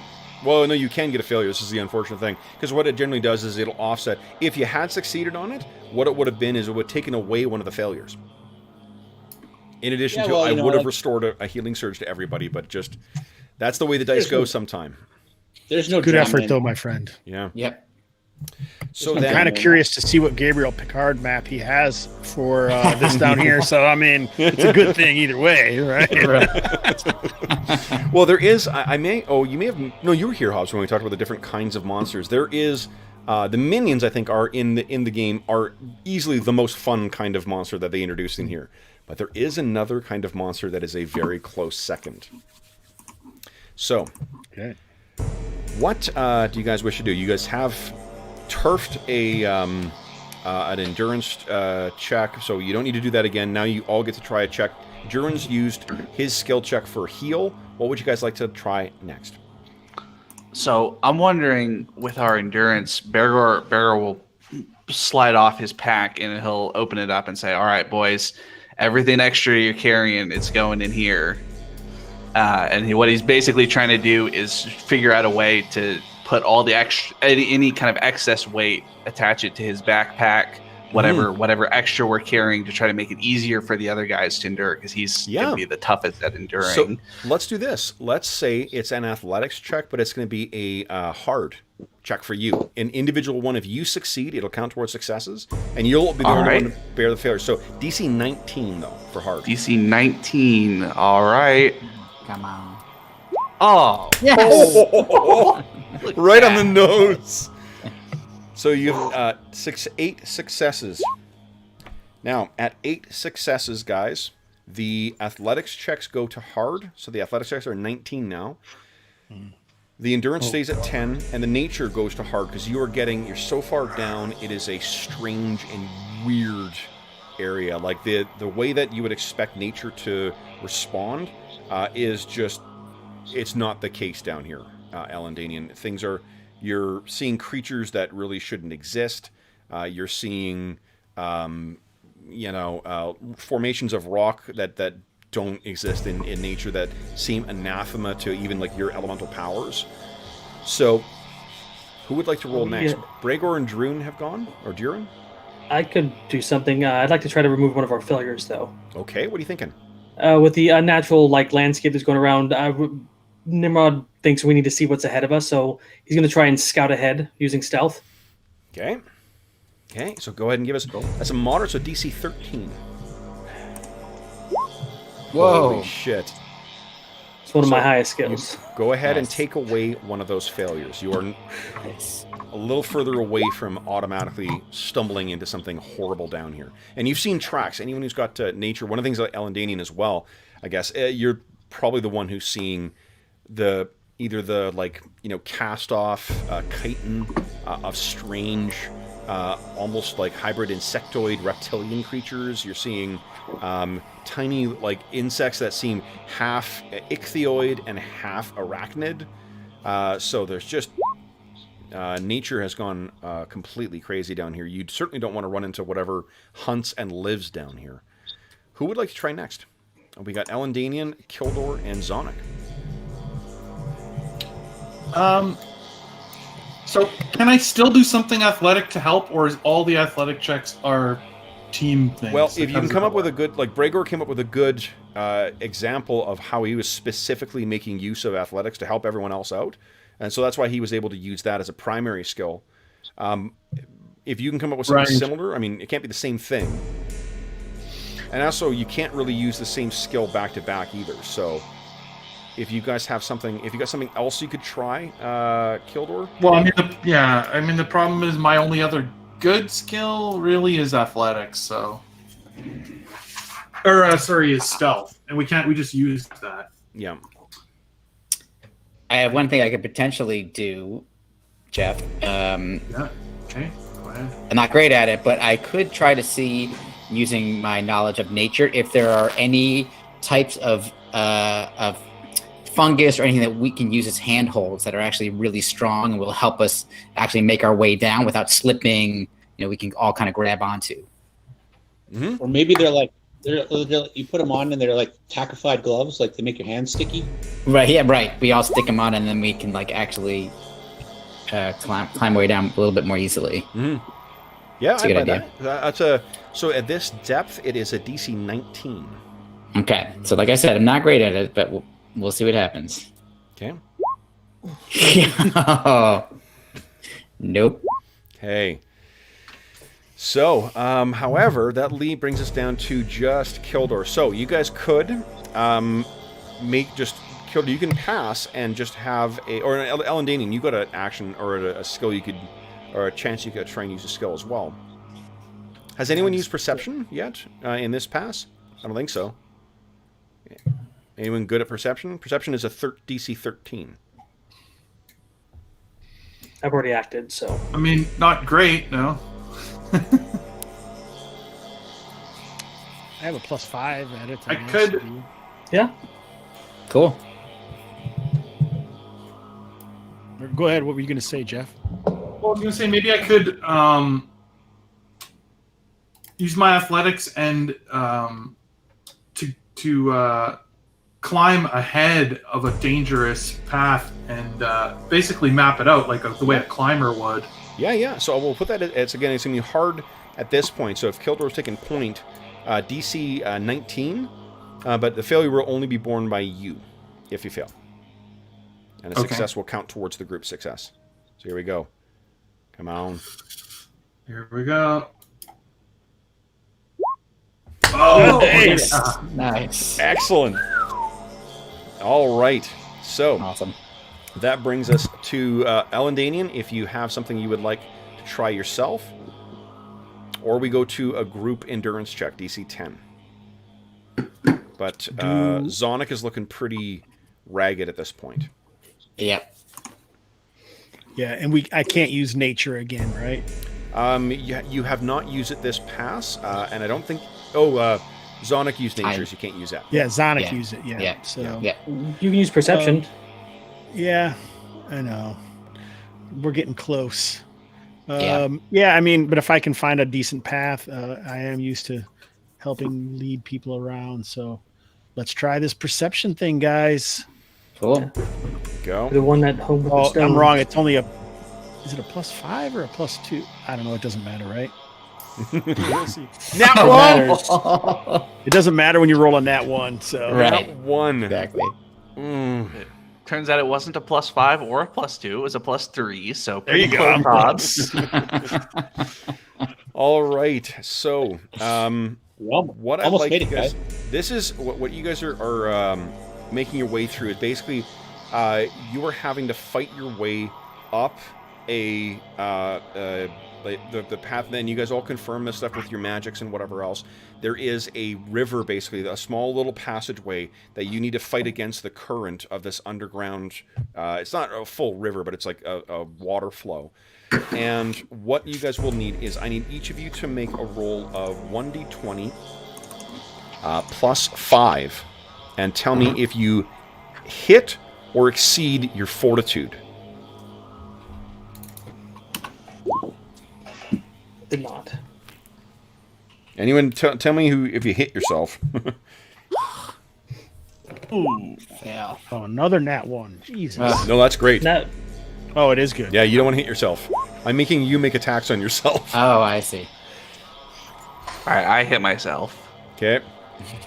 Which makes sense with the amount of extra weight that you're carrying. Bergour, oh, Jesus. I exceeded mine as well. Okay. Bergour, you took 9 points of damage. Whoa. I hit 7 myself. points of damage for you, Druin. Did you... Oh, you didn't roll, Jeff? Ugh, yeah, Jeff. No, I did. Yeah, I hit myself. Okay. That's 8 points of damage for you. So the fighters who are, I'm guessing, kind of... Well, what do you think? Do you think that it's you guys get partially blown away or, like, carried away, the two of you try to help and then get pulled under, banged around by some rocks before you get a chance to recover? Well, I think the armor that we're wearing probably for Bergour and I is probably hurting us in Yeah. kind of like the stream. Well, you know what dawns on you, too, is that, like, this constant exposure to water, there's going to be some serious corrosion risks with your armor adventuring down below like this. See, I was going to say, I think probably for Calidor, it's like he's trying to protect his equipment maybe more than himself at this point, you know? Yeah, He doesn't want to bang up his great sword or break his bow. Yeah. So he's sort of using his body to protect his items. Sure. And then, Bergour, what do you think? It's just that you're thrown off weight by all the extra shit that you're carrying? Yeah, I think it's just as much. Backpack's a lot heavier now with all of everybody's extra crap in it, and it's just kind of get knocked off balance for a second, and even my dwarven toughness isn't enough to stay head above water and come up kind of sputtering and spitting out whatever nastiness in this water. And it's freezing cold too. Like the water, it might as well be an Arctic stream as well too. So it chills you to the bone, and there's not a warm place you can find to get yourself warmed up. And the limited light you've got is those two, like the floating lantern and the what do you call it? There's probably what about this too is Bergour. One of the reasons you guys all went off balance is because you tripped. You felt as you're walking along through one of these underground things, your foot slipped on an ankle and you let go of the lantern. And it floats there when it's not there, but so you got blown back or pushed back, and then as you were trying to make your way back to recover the damn thing, which is floating over this underground stream, that's when all three of you guys were sort of pulled away. I have something to add. Yeah. Kildor's also heard rumors. Kildor's also heard rumors of elves losing entire quivers of arrows in windstorms, and so he's very cautious of. Absolutely. All right. So then, guys, we'll take our break in just a moment here, guys. We're very, very close to getting your guys to a success here. Next, I need an endurance check from everybody. DC 10, please. Oh, damn it.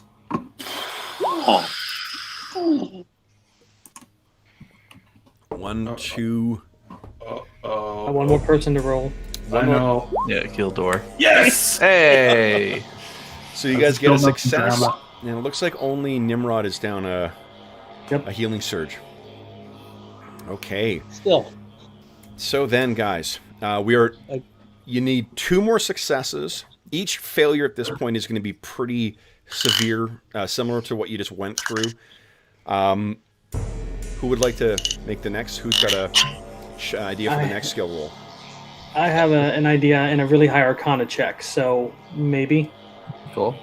I think this deep down, he's sensing things in the shadows more than he ever did before, and so he just stretches out his senses and tries to like meld with him and to like have him show him the path that we need to go. Love it. So Arcana check, please, DC, and because you're because that's really good way of invoking some of the stuff about your character, I'll give you +2 to it. So DC 19 +2 to your roll. 32. Holy shit.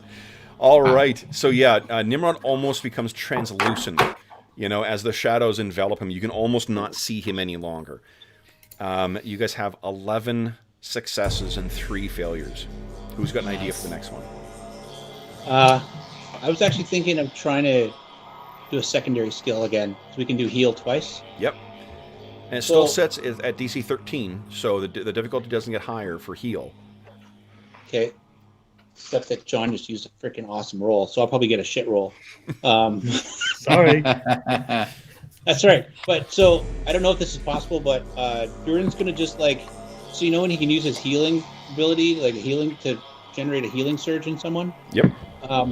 He's just gonna sacrifice one of his healing surges, or his and do kind of like a slow burn of healing, just like everybody come close, and then he's just gonna sacrifice one of his healing surges and then just give everybody some healing energy. Sure. So he's trying to ask, you know what, Dave?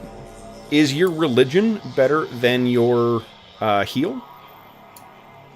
No, my heal's better than my religion. Okay, so then go ahead. I will give you a +2 to it because I'm picturing it as kind of a... How is this even possible? Klingon did not reach this far. Yeah. So, oh man. I think what it is, so keeping with, I think you do try and do that. But things are so twisted down here that it just... what would it otherwise be? Well, you can't really get more than 3 failures, so you're just going to get, first, so Dave, that you give up your healing surge, but unfortunately, and what you, in fiction, what you're trying to do is commune with the others and try to lend your strength to them, but what you find is that the ambient magical, field around here, or the atmosphere, as soon as it gets just a taste of that lovely life energy, it just starts pulling, and every single one of you loses another healing surge, including Druin. Zonic, I need you to give us a 1d20 plus 5 versus your will. Okay. Yeah. Let's see if you can resist the pull. My of this thing. will. Ooh, my will is 15, so that is a hit. You take 8 points of damage Okay. as this, That's and not- it's that's not not you're not great. seeing wounds and shit. This is just the weariness of being worn Yeah. down by the passage. All right, so that was just an effort to try and buy back a failure that did not succeed. We have no more uses of heal. Who's got an idea for this? Who's got it in the bag here? We only need one more. All right. I think maybe we run into something that has some weird spores in the air, and Elanion recognizes it, and he says, "This is how we can bypass this problem with his natural abilities." Okay.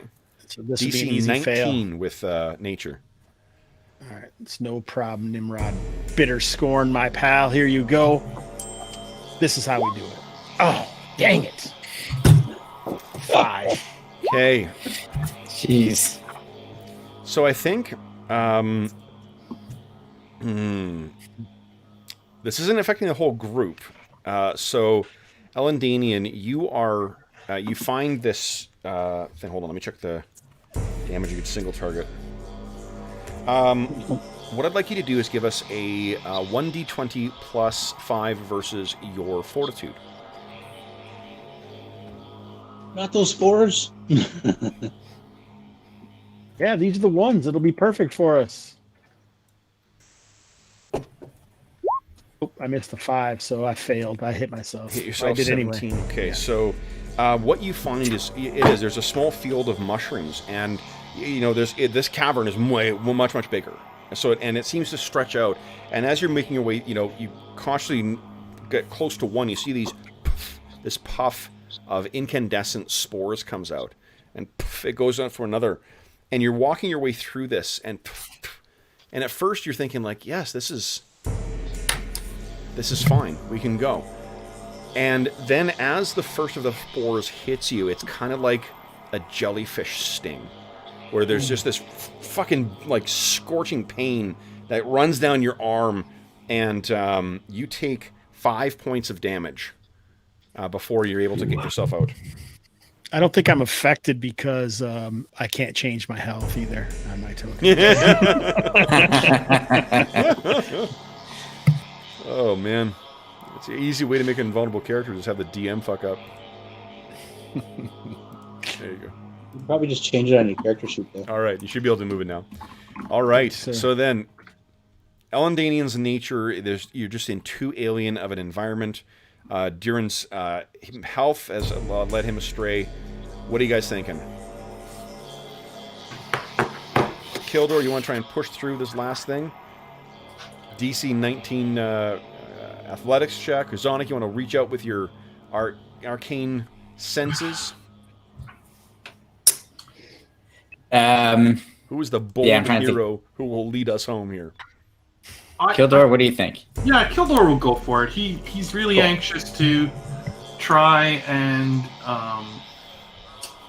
find Ember, so he will once again try to be the climbing hero here. Okay. Oh, no, that's a terrible roll. So let's do this. Kildor, would you give me... this is getting close to the end, so let's do 1d20 plus... no, keep it out. It's a single target. 1d20 plus 5 versus your reflexes. You guys took a side passage away from this cavern full of spores. This is an hour later. Kildor is taking the lead. He's point man again. Yeah, D0. That's an easy way to... He wins. He's good. He's Oh, yes. So you reach a point where it's sort of like...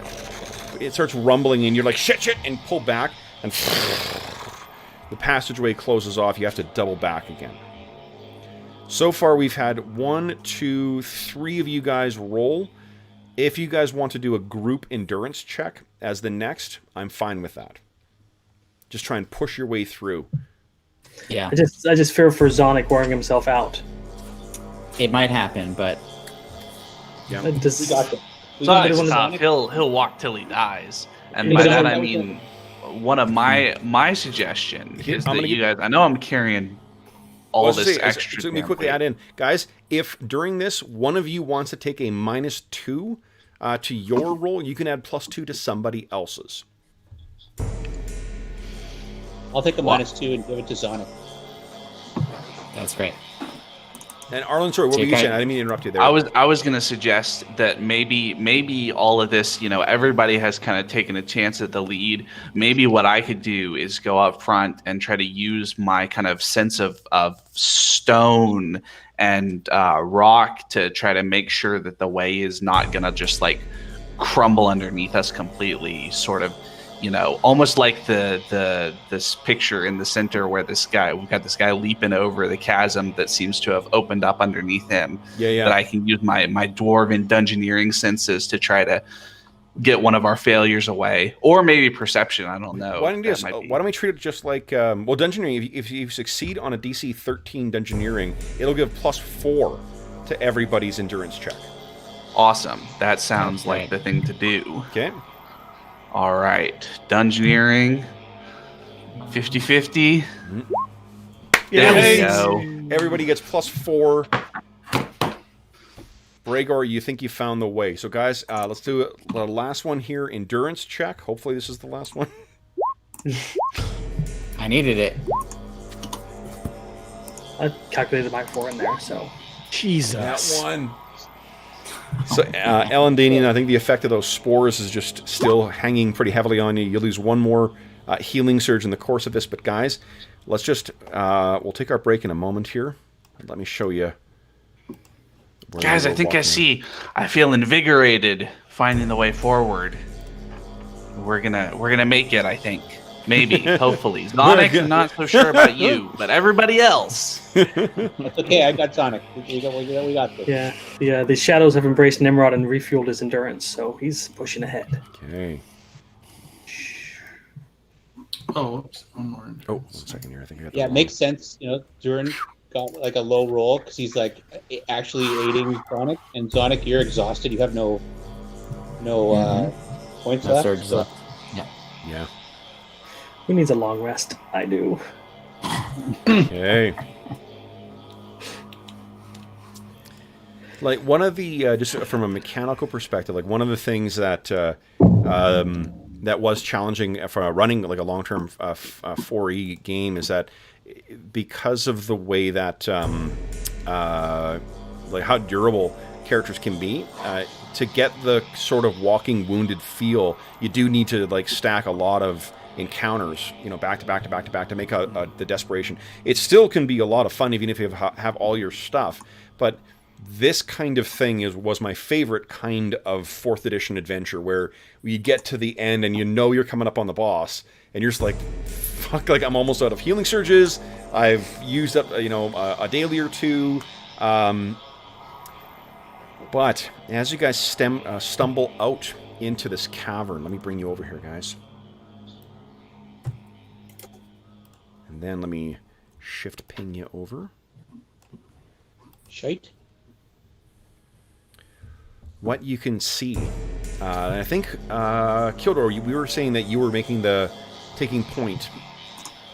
You stumble into this larger cavern. You can feel, you guys have now grown used to the idea of how big. Oh, is your lantern gone? That's right. Who remembered to pick it up? I've got it in my hand basically constantly. Yeah, no, the DM forgot to pick it up. Hold on. Where'd I put your lantern? There we go. What you see there, Kildor, is a necklace that belonged to Ember, and I think Oh, that you may have given it to her. What does it look like? I will immediately show everyone. It's Ember's necklace. We're on the right path. Okay. And guys, finding Ember, or finding Ember's necklace, and maybe finally reaching this down here. You have been traveling for like 6 hours.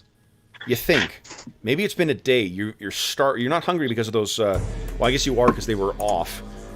But everybody's going to get another action point, and everybody is going to get 2 healing surges back. You are heartened, Nice. and ready to face whatever it may be before you. Now, you guys are. Well, first let's take our mid-session break. Then we will come back and we'll let you take a 5-minute rest, so you can spend healing surges if you need to, bandage yourselves up, and then we will see what awaits you in this massive cavern. So, and then we'll check my chat as well too. So, guys, we will be back momentarily, and then we'll see what happens next.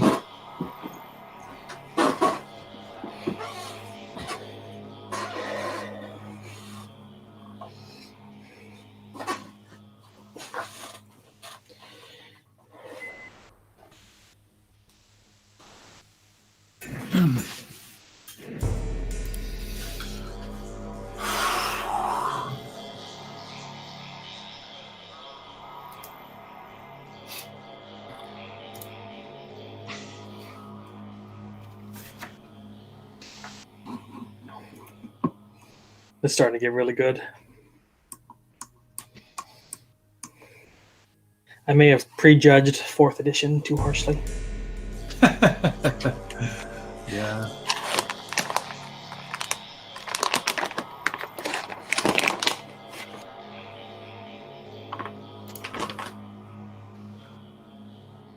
Well,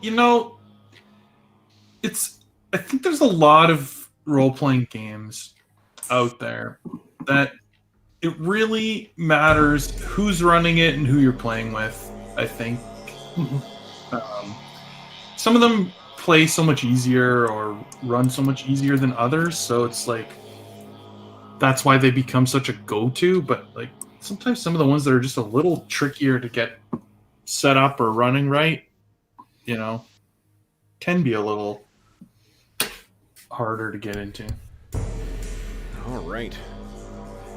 Let's check in with chat here. Go. Okay. Wayne, what's going on? Evening. Flies infest his manliness. Yes, they most definitely did. Corey, what's going on? We need a popcorn sponsor. Yes, absolutely. Most definitely. I need to follow up on that. Emails to be sent forthcoming. Walter, howdy. What's shaking? Kunz, hello, hello. Bloodsmith, what's going on? You the guys who did yes. Oh yeah, I answered that already. Jeffrey Nelson, what's going on? Gonzo, howdy, howdy. Hey, Brent's joining too. You guys have the assistance of... Oh, let me put this in here. There we go. You will have a blade singer with you.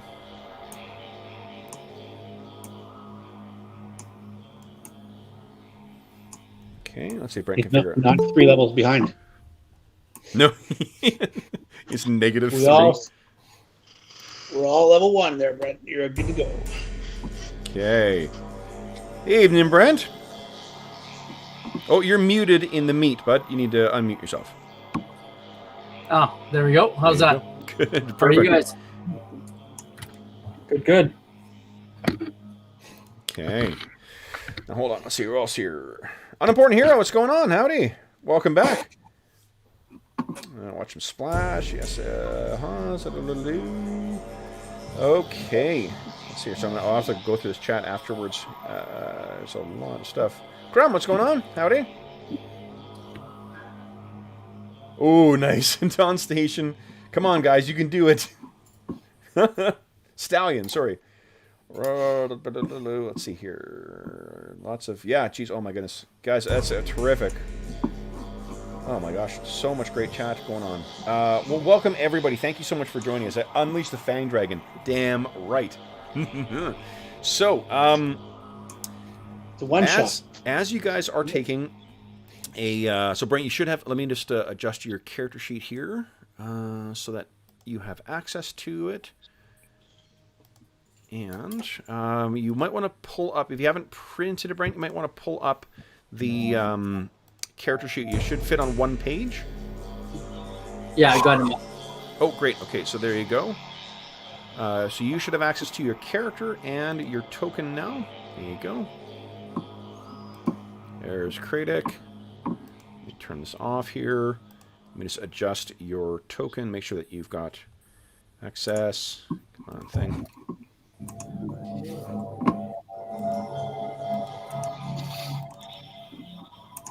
Okay, what's going on here? There we go. I am on, I think, a separate layer than everyone. I have just darkness around me by myself. Nope, you need to look in the top left. Top left. Okay. Of the map. Yeah, you're just probably in the wrong spot on the screen. What's that noise? Yeah, I think we're Oh, getting... that's might be my... Hang on, let me just check to see if my sound is on. Okay. And Brent, I'll ping over here so you can see where you are. There we go. All right. So, guys. What are we doing? Oh, so first we're going to... Sorry. Brent, There do we you go. have your Getting headphones? feedback of the music. It should... I just adjusted the settings right now, so it should have gone away. Okay. Yep, that sounds good. Okay. Now, guys, you have an opportunity to take a 5-minute rest, catch your breath, and then plan how you wish to proceed. Those biscuits are normally a lot better. I don't believe you. Normally, me. cranking it into food is good for it. Okay. I'm exhausted. I need to rest for a moment if we can. Yeah. So, anyone who is down is free to spend a healing surge, or as many as you like to recover your recover hit points. I think Zonic is the one who's the most affected by this. Yeah, that's both that I had left that I just got, and gonna get myself back up to 2/3 of the way, 3/4 of the way. Okay. Remember as well too that the cure potions of cure light wounds that you have, they do not require healing surges. I figured I'd keep those handy in case I need them at a bad moment. Okay.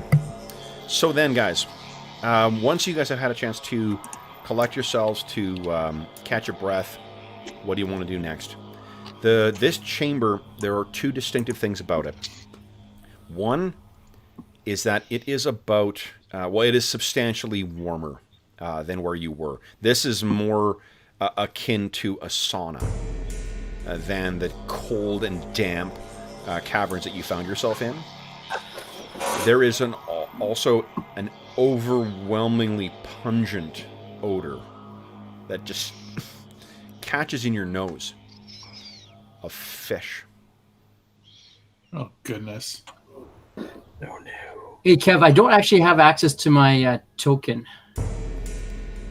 Hold on.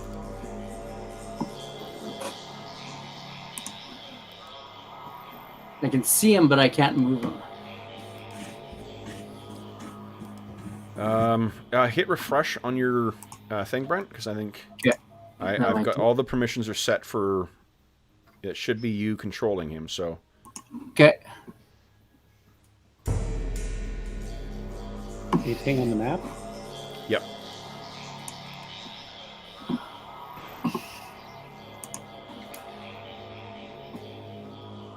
And I'll shift ping again to get you back to the.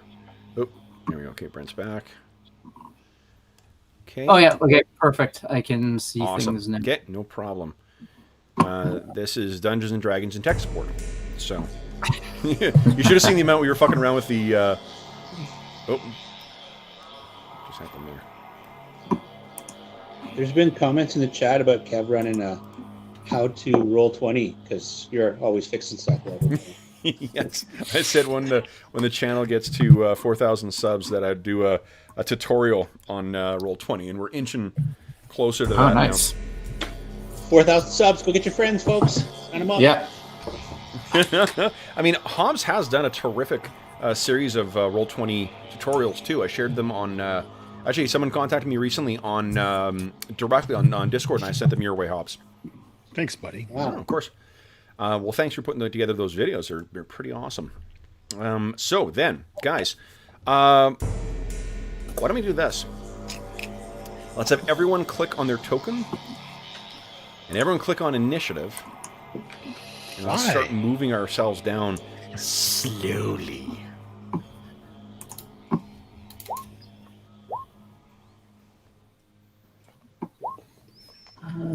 Excellent. Initiative, I think, is on the first tab, Brent. Okay, I see it now. What do you, Kim? Click. Yeah. Okay. Awesome. 3, 4. Figures Druin's really slow because Dave's typing in chat. And Right. I think after the last couple of things, Druin is just either very cautious or no one's listening to him. So whichever one you want to choose that to be. Now, I think it's no one's listening. we have, I believe, Brent, do you have light as a cantrip?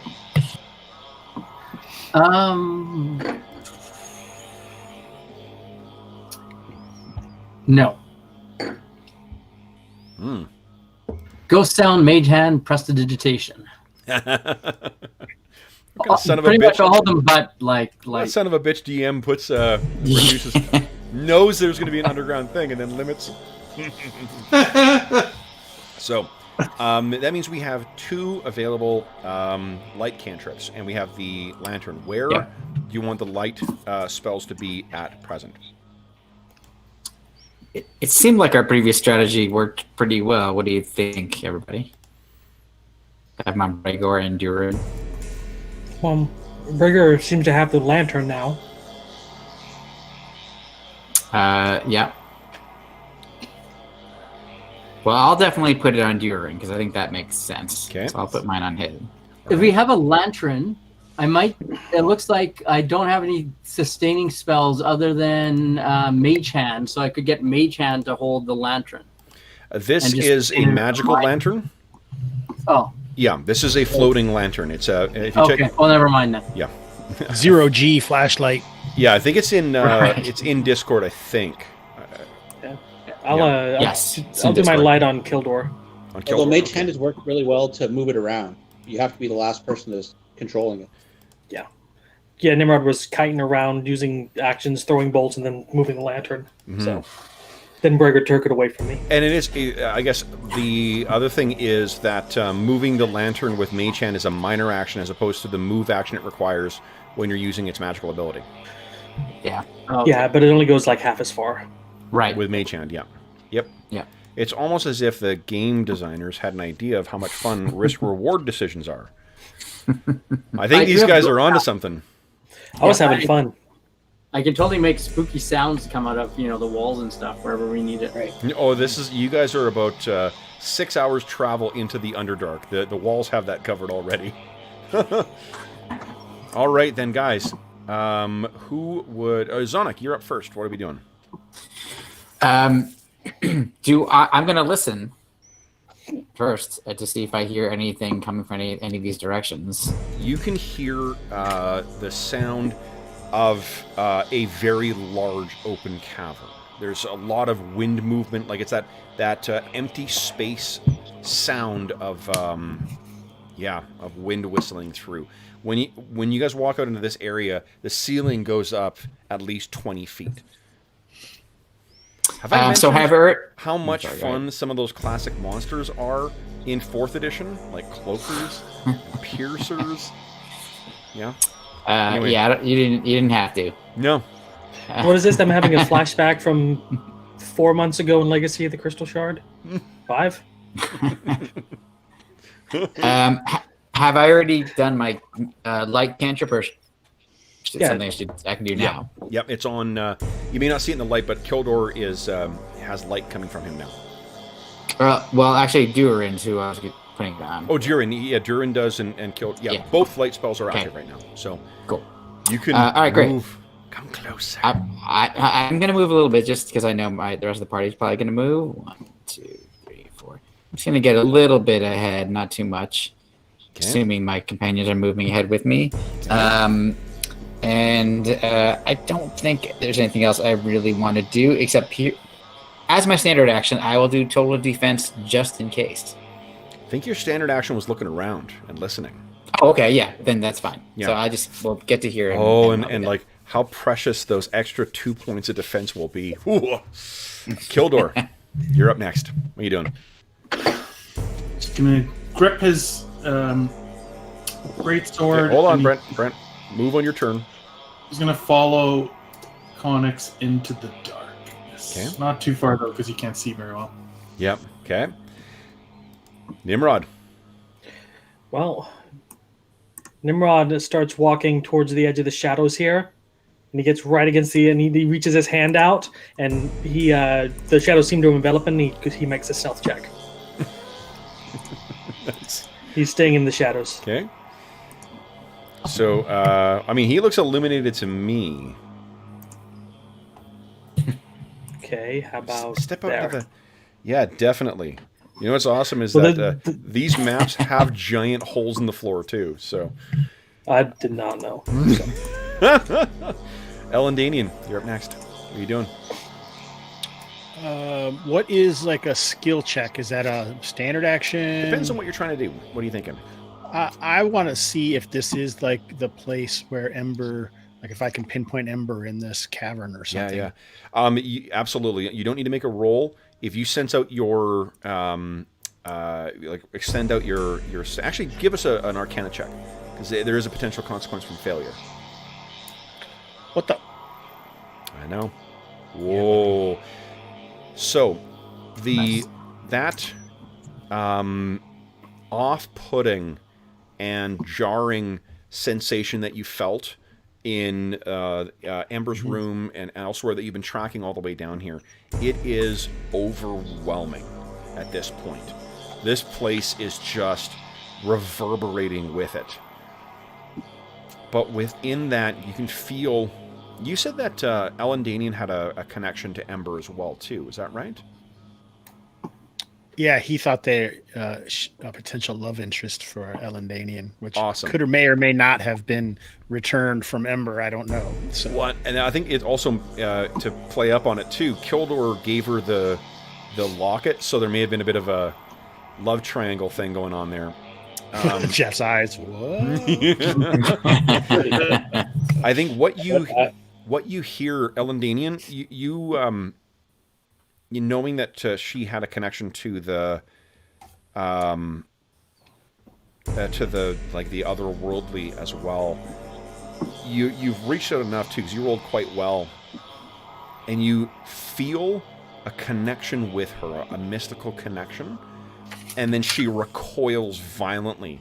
And what all of you guys hear is this screech, this howl of pain and fury and anguish from somewhere deep off in this cavern, and it echoes everywhere.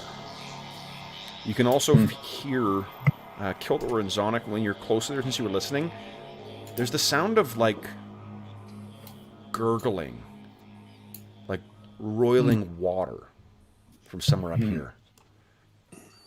You could still move if you'd like, Elandanian. Well, I'm not sure I would not be able to. Okay. Bergour, you're up next. What are you doing? All right, gonna move 1, 2, 3, 4, 5 up to here. So as you get walking closer, you see that crater full of water there? That is a horribly fishy smelling geyser type natural hot spring thing. The odor coming off of the odor that I mentioned before is just pungent coming off of there. And there's steam coming off, adding to the heat in here. All right, then I'm going to take my standard action as another move action to 1, 2, 3, 4, 5 to look in. Okay. Why don't you give me a perception check, please? All You're going to be able to see right. some stuff in there, so I want to see just how much detail you can pick up. It is a roiling, stinky hot spring. Mm-hmm. No, Fish nothing stew, like I a think. tiefling body or anything like that left behind. The sound that you heard is from well off in this direction here. All right, guys, I think it's a hot spring. I believe you. I don't think hot springs necessarily smell fishy, do they? No, they have a sulfuric kind of stink to them, not fish. Elandin would know that as an elementalist. And do we know if that fish smell is reminiscent of the smell from From that vial you found? yeah in the monastery? Yes. Or in the temple, I mean. Okay. Absolutely. You would safely bet your life on it being the same stink. Interesting. Okay. Okay. Next up is Kradik.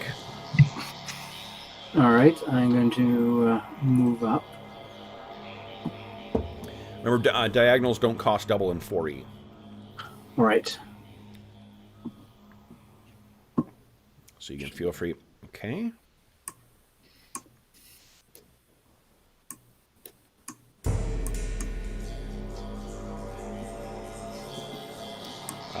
You still have a standard and a minor if you like. You can convert that standard into another move if you like. Okay, maybe I'll come up closer to the room. Okay. Then, if that's it, Druin. Top of the order. You guys sure you don't want more biscuits? I got biscuits for days. Okay.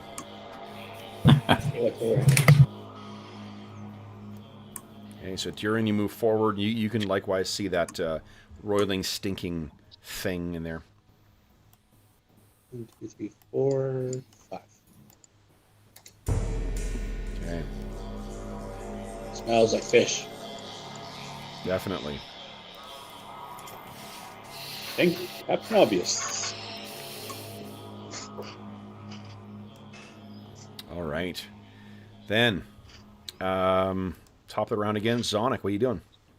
I'm gonna move a little closer here. 1, 2, 3, 4, 5, 6.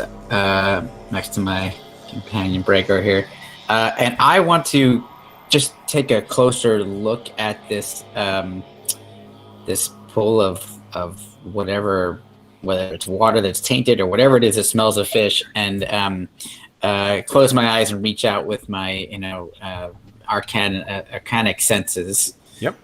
To see if I can detect if there's anything magical whatsoever about this stuff. Yeah, absolutely. Why don't you give us an Arcana roll, please? Let's see how you do. Okay. Oh, and we're going to waive the rule for 1 action point per round as well. So you got, or per encounter. And Brent, you because you're joining us, you're starting with 1, and you also gained another because the guys just got another 1 too. Sweet. All right. So what you can, when we were describing Zonic using his Arcana before, it was him sort of coming into contact with the ground and then standing out. Yeah. So this, you can tell that this has a connection. It goes deeper than it appears. This is something that has formed and has a connection to a deeper underground source. There is also a distinctly alien nature, not a very, very inhuman nature to the enchantments that, or the aura, I guess, that surrounds this thing. Sorry, my headphones cut out while you were grabbing all of that. So I got the part that it goes down much deeper. It goes in the earth, and then it has a connection with an unknown and alien type of enchantment. There is definitely a working of magic and of will here, but it's not in a way that you are, or not in a manner with which you are familiar. Okay. He just looks at it. Okay. Kildor. Done. Yeah. Kildor is going to stay away from the disgusting pit. He will flank out this way with Druin. Okay. And I'm picturing that you've got that that locket or the necklace or whatever wound around your hand as you're holding on to it. Do you have your bow or do you have your greatsword out right now? He's got his greatsword out. Awesome. Badass. That will make for an awesome illustration. Then, Nimrod, what are you doing? He's going to be skirting the edge of the shadows as he tries to maintain his stealth and moves closer to Druin and Kildor because, you know, he wants to support them. Yeah, so you are in light right now. Yeah. Yeah. I figure like the shadows are like pulling at him and peeling back from him as he's entering the light. Sure. Okay. Elandin. What are you doing? Moves up with the others. A bit of a glare at Kildor. He wasn't aware of this necklace that was a gift, so he's a little surprised to hear about this, Kildor. Yeah. Brent, the character that with whom they're or to whom they're referring is this. Okay. Ember is a missing member of your party. Remember how mages and what do you call it? Clerics and other casters have been going missing in Heronshire and in Midmark? Well, this adventure started in Threshold and has brought them deep beneath the ground in search of their missing party member. You know, all these guys think they had this connection with her, but she was sitting there drinking with me on the last night, but she was aroused. I don't know what you're talking about. All right. Bergour, what are you doing? Well, I'm gonna march forward. 1, 2, 3, 4, 5. Walk right in between the dueling lovers. Who cast? Was it Nimrod who cast light on Kildor? Yes. Can I make a suggestion? Sure. It's her necklace that is glowing. That was the source of your light spell. Okay. Nice. Bergour. I guess I don't really want to leave Kradik all by himself in the dark, so I'll stop there. Okay. All right. So you're cautiously making your way. This is sloping down in this direction, guys. And you can hear the sound of... It sounds like roiling. Like more of the gurgling of the hot spring that you hear here. It sounds like there's much more of it down here. So, Kradik, what are you doing? All right, I'm gonna take a look. I think I haven't really gotten close to the pit and just sort of check it out. Sure. Now, what are you thinking? Are you just going to be like looking and studying it? Yeah, if I remember correctly, in fourth, the skills are more broad-based. Yep.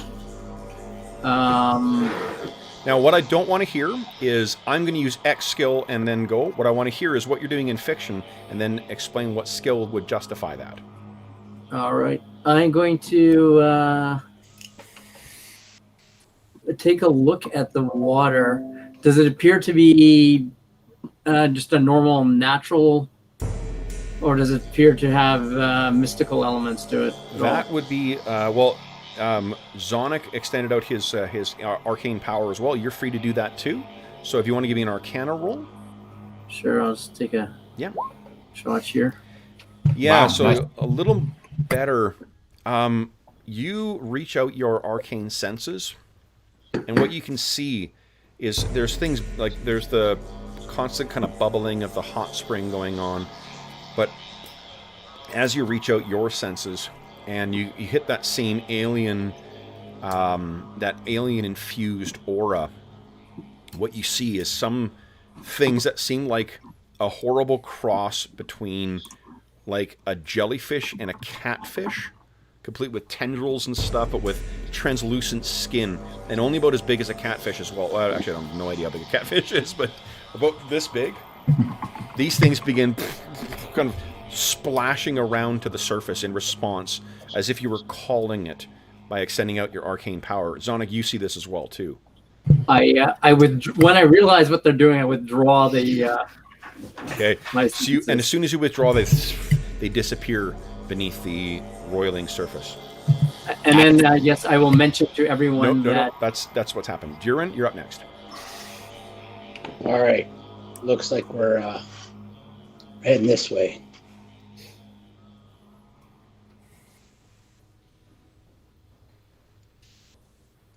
Okay. And then I don't know if I want to go too far ahead of the guys, so I'll just go right out of the light. Okay. All right. Looks like it turns and heads down. Sonic, you're up next. What are you doing?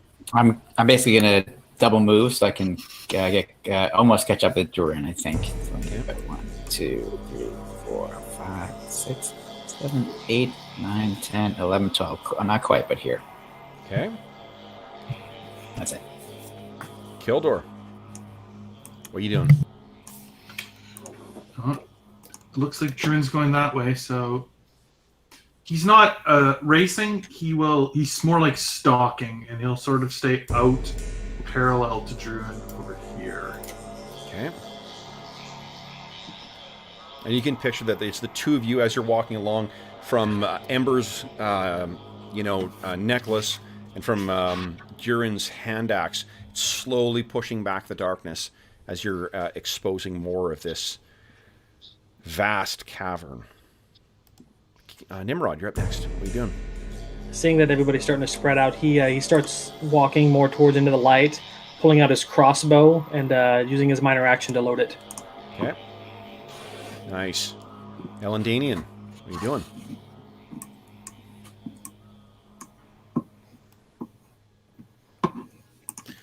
Passes in front of Bergour and stands near Kildor as he's trying to pierce the darkness with his low light vision.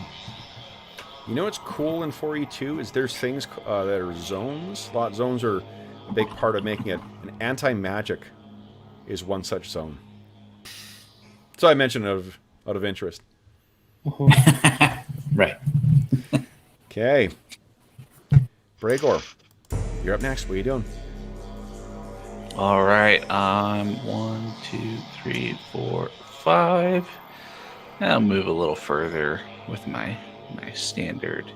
Get up to not quite that far. Trying to give Kradik a little bit of light. So that he can... Well, Kradik's about to tell you about what he just saw in the pool too. So, Kradik, what do you say? Okay, I guess I'll just move a standard move up so I can Hold on, right? closer. You were going to say something too? Yeah, there's something alive, unnatural. There are unnatural, alive, unfriendly things in that pool that are attracted to magic. Strange. Okay. Quite strange. So that was your move action, Kradik. Do you have anything else you want to do? Does my speech take up like my standard? No. That'll just be a free action. That's fine, Brent. Well, then I'm sort of creeped out and don't like being close to the pool, so I'll just move there. Looks like there's some moss forming on the ground as well too. It is quite humid down here as well, and very warm. Okay, Druin, what are you doing?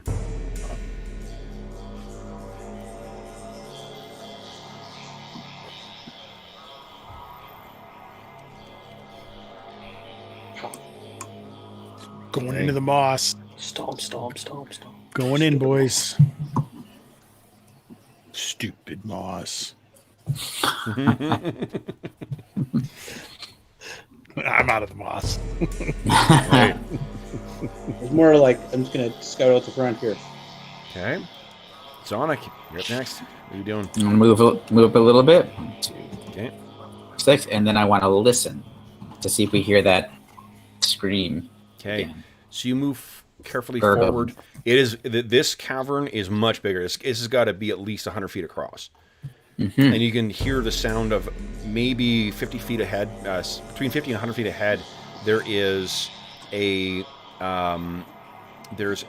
sound of either a much bigger or many of those same roiling pools. Knowing what Kradik found in there, it may be safe to call them spawning pools. Ah, cool. Okay. Damn it. Sonic, so you stop and listen, and what you hear is the sound, what sounds like massive wings beating.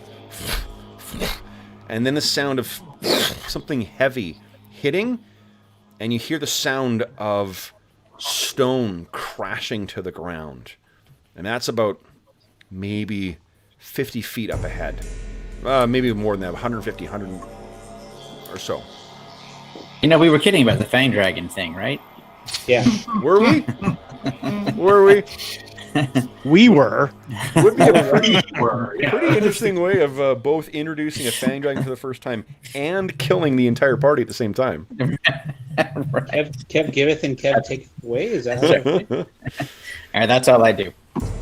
All right. Kildor, you're up next. What are you doing? Kildor is continuing to keep his sort of, 5 squares apart from Druin as he moves through the space. Okay. Nimrod. You're gonna start double moving in to get into the center of the action. Okay.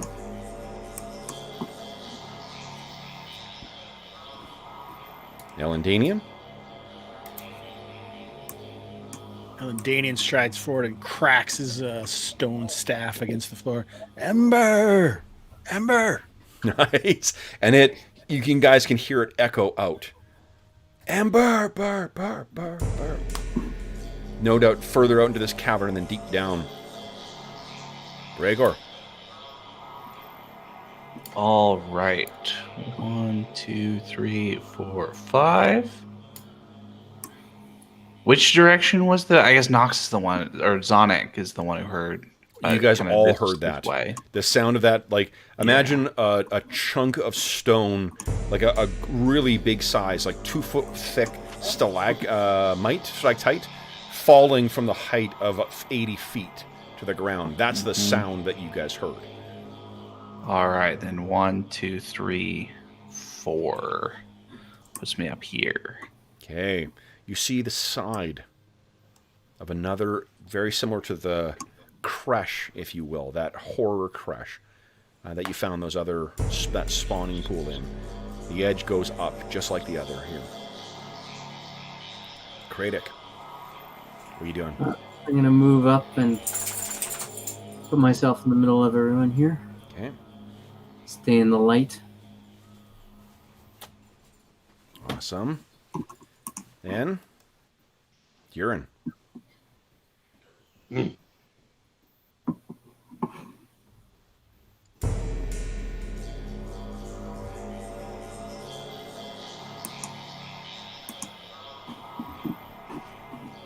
There is a low mist or steam that hangs down in here. And you can see the edge of the roiling, bubbling, spawning pool again, Durin. But this one's got to be at least twice the size of the last one. And It's a big one. It stinks like that time. Oh wait, different guys. Calidor was drinking with the bugbears. What you hear, yeah, nice. What you hear, Durin, from somewhere deeper in this cavern is a voice that sounds more like an enormous bird of prey. If that screech was pitched way, way down, and then it was able to form words. What you hear is a single word cried out. Why? And it just echoes off the walls. Asking myself that since last time. Zonic, you're up next. All right, so I'm going to move up to Durin, and then I'm going to... well, did you say the ceiling was about 50 feet above us? At this point, it disappears past where you can see. Yeah, okay, that's what I thought. So I'm just going to scan the darkness, above, just in case I see something that comes within the dimness of our light at all. Sure, just in case. So would you give me a...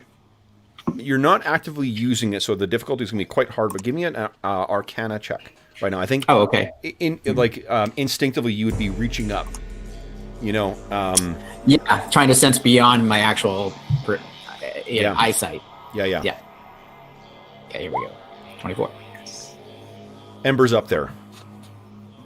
But it's something like you can feel both butterflies in your stomach, when something passes over, and then it's that like sickening, twisting, I might throw up feeling. Mm-hmm. Okay. Kildor, what are you doing? Moving 1, 2, 3, 4, 5, 6, 7 over here by this pillar. Okay. And Nimrod. Moving in to the edge of the shadows. Okay. And Elandin. Oops, wrong button. You guys all heard that as well, too. So, Elandin, you last called out her name. And this is all happening, kind of simultaneously. And you heard in response. What do you do? Why what? We're here to protect you and save you. Okay. Bergour? All right, I'm gonna move 1, 2, 3, 4 to here. Okay. So you guys can and see then those. I'm gonna, more pits. Yeah. And I don't know what you're talking about, guys. They don't smell that bad. And then I'm gonna spend my standard action as a move action to try to push the lantern up like 20 or 30 feet and see if it illuminates the ceiling, if I can get it up high. Yeah, so you can extend it a maximum of 50 feet up.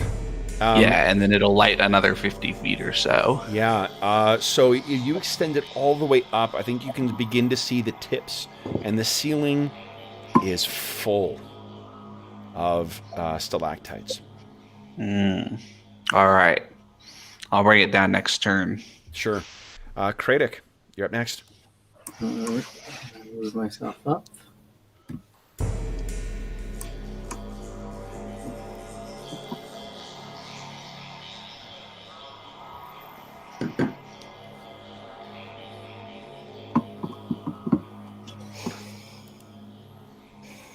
Okay, then Druin.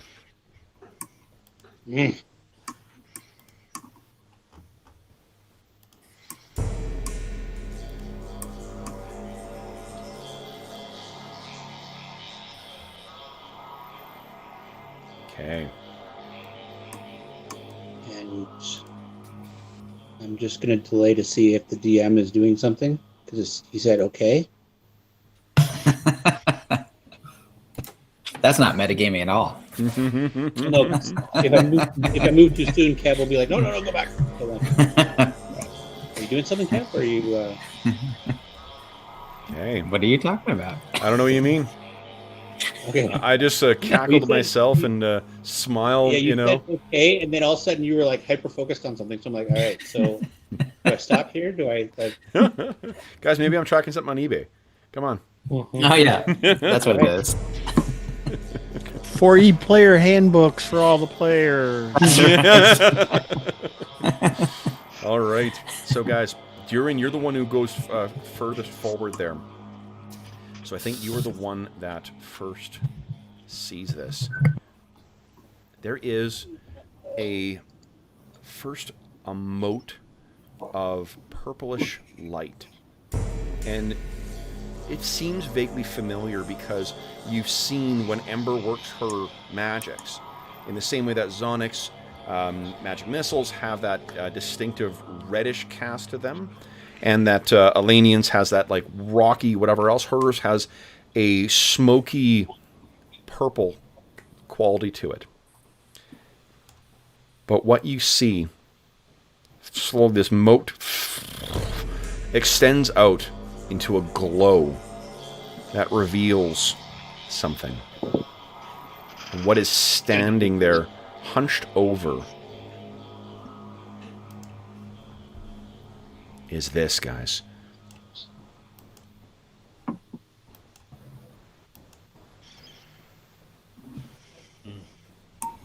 Huh. And while you cannot... It may be difficult to tell in the facial features. Those of you who know and care can see Ember's features. Let me give you the illumination.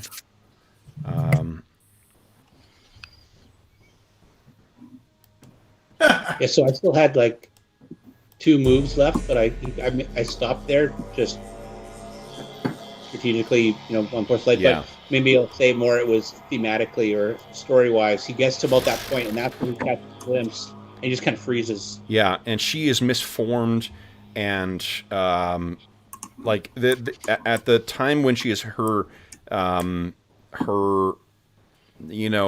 ancestral power manifest. You've seen hints of something like this, but this is so dramatically different than what you've seen. And all you hear is, in almost a breathy whisper, this thing turns towards you, and its eyes filled the same quality you heard in that cry of anguish and fury and agony. It's all caught in those tear-filled eyes that look at you, Druin. Ember's eyes. And she says again, "Why?" Then I need to add a turn for her. Uh-oh. And This is not cool. let's see here. Do not want to fight Ember. No, you most certainly do not. However, she actually has 2 turns. I mentioned, guys, that there are a variety of different kinds of adversaries you can face in 4th edition. The most deadly of which, of course, is the Dungeon Master. But a very close second to that is the solo. This particular type of solo gets to take an action 10 before its initiative score. So what we see is Ember, or what was Ember, or what will be Ember if you restore her, spreads those massive wings, beats them, and is thrown aloft. Her mighty wing beats throw all the mist that hangs around this area aside, and she begins flying forward. 1, 2, 3, 4, 5, 6. It's about 5 feet off the ground, and it is coming directly for you, Druin. And while its eyes have that mixture of maddened emotions, the snarl on its tooth-filled maw and its brandished claws tell you that something terrible is coming your way. You had another action left here, Druin. Did you want to do something before we go to Zonic? No, he had moved, and then he had started using his standard action to move, and he froze about 60% love of the it. way through. Love it. He is stopped. Yeah. Zonic, you're up next. What are you doing? Okay, so first I'm gonna move closer. 1, 2, 3, 4, 5, 6, so I catch up to Druin. Yep. Who's I see him just standing there like agape, and I kind of move up behind him, and I'm obviously taller, so I kind of put a hand on his shoulder to kind of reassure him that here I am, I'm behind you. Okay. And I am going to well, let me double check my range here. Yeah. So I am going to start to wave my hands in a kind of mystical pattern. Yep. To attempt to hypnotize her. Nice. Okay. Let's see if it actually works here. Here we go. Okay. There it goes. 14 versus will. 14 versus will is not good enough. Okay. All right. So I kind of wave my hands. I realize it's not working. No, and it's. I mean, her mind is so alien at this point that it's slippery. Gotcha. You're not able to get it. Okay. You still have nice. Oh, Nimrod, that's awesome. Okay. Do you have anything else? No, that was it. And well, yeah. No, I'm not gonna say anything to Nimrod. I'm just not gonna respond. Kildor, you're up next. What are you doing? Kildor runs forward and he says, "Kill that abomination!" Nice. Wow. I was just trying to slide her 3 squares. Okay, Kildor is racing in. Ooh, interesting. Actually, maybe not quite that. Like right on the other side of this thing from his allies. Sure. Oops. Yeah. Okay. And then Nimrod. Seeing at what Ember has turned into, he books down way in front of everybody and stands in front of her, going, "No! Stop, Ember! Stop!" Okay. It's probably the stupid thing to do, but he's doing it. Ember's turn. All right. So Eats Nimrod. she smashes down next to Nimrod. 1 vicious claw. 11 versus AC. No. Second vicious claw. 18 versus That AC. does hit. Yep. Nimrod. 16 points of damage as this claw rakes across him. As that happens, his encounter triggers and he goes invisible for the rest of till his end of his next turn. Okay. He just swipes down and shadows envelop him and he's gone. Awesome. Okay. Then, let's see here. I will...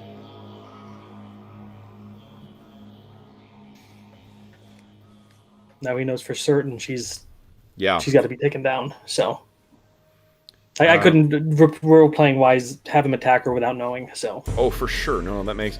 Then I'm going to spend one of her action points. She turns, and her eyes seem to flare where they were Ember's eyes before. They go, like, they turn into that purplish flame. They flare out from her eyes, and she screams at you, and the sound of her voice is consumed by this roiling gout of flame that consumes Druin and Zonic. Let me roll here. For Druin, does a 17 AC hit you? Wait. Druin, sorry, no, ignore me. 15 reflexes. 15 reflex? Yep. Is more than my reflex. Okay, and then 17 reflex versus Zonic? I've got an 18. Nice. Okay, so you're going to take half damage. I only roll once here, and then I apply it to both of you guys. Let's see here. So that's 17 points of psychic damage to Druin, and 8 points of psychic damage to Zonic. And I have worse news. Druin, this is... you are slowed. Save ends. Oh. So the after effect, imagine like having a sudden splitting, piercing migraine that you're trying to shake off. Okay. Then that is the end of her turn. Elandanian, you're up. What are you doing? So Elandanian strides forward and tries to pierce the mysteries of the arcana that he is certain is still controlling Ember and see if he can snap it to return her to her previous self. Okay. Arcana roll, I'm assuming. Oh, yes, please. Yeah, go right ahead. So I was waiting for to see the effect.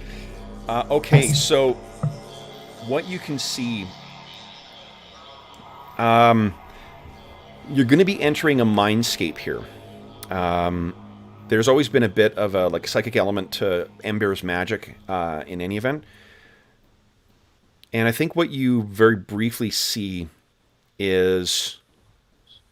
what would be a comfortable place for Elandanian? Like, what would be his play? Would it be on a stony shore? Would it be like high in a mountain, deep in a forest?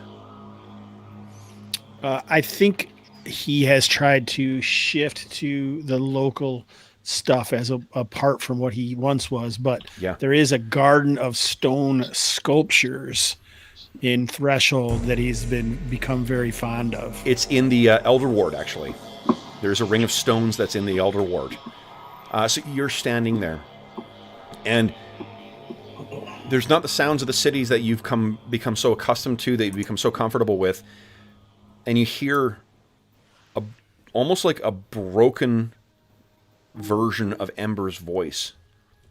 And what is her pet name for you? Well, I don't know. I was leaving it up to you to You're see cool. how... I can come up with something, or if you got something in mind. Yeah. Go ahead. No. She calls you L. Okay. And you hear... And you turn... Gross. And what you see is... Imagine if she was... you made a perfect replica of her, made of terracotta and clay, and you lovingly painted every detail so it captured the hue of her cheek, the twinkle and complexity of her eyes, and then you took a hammer to that perfect sculpture and you shattered it down until all that remained was 15% of it that was impossibly hanging in place as chunks.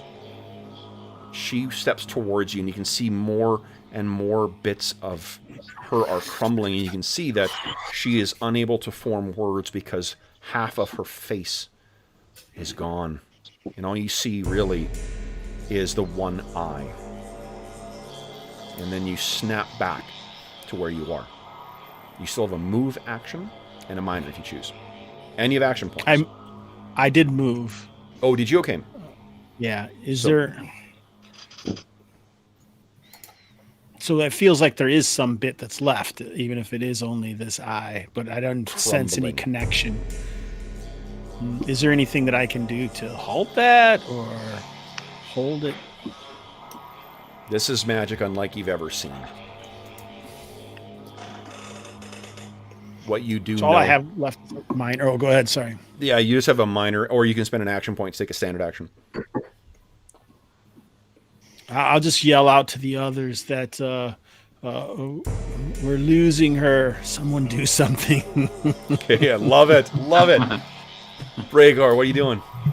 All right, so I'm going to recall the lantern back down to me in hand and walk forward. And the whole time just sort of babbling on about, oh, Ember, you're back. Look at that. The other guys thought you were missing, but clearly you're here. So I'm not sure what they were so worried about. What exactly is going on? Because I'm going to need somebody to explain it to me. And you seem like the person best suited to do that. Okay.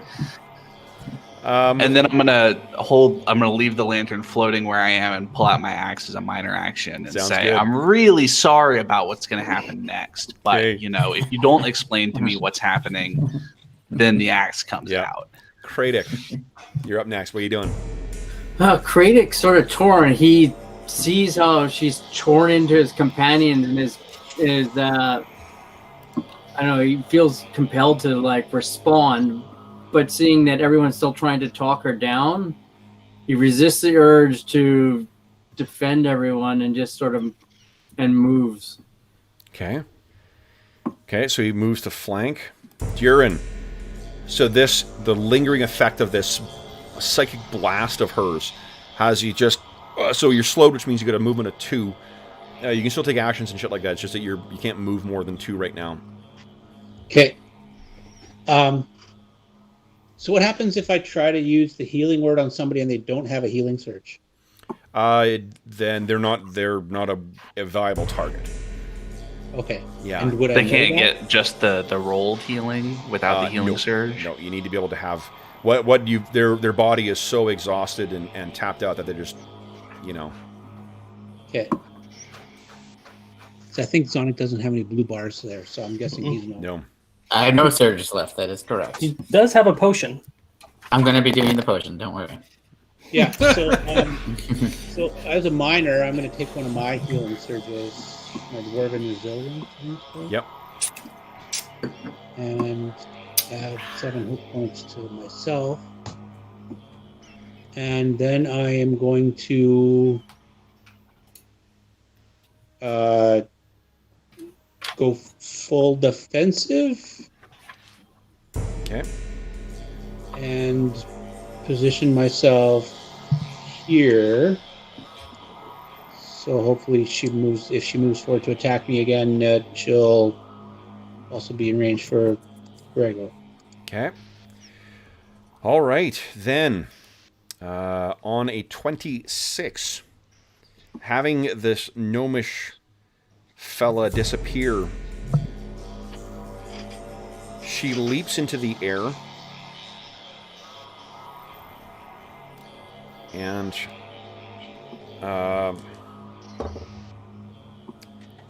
Nimrod does a 15 hit your AC.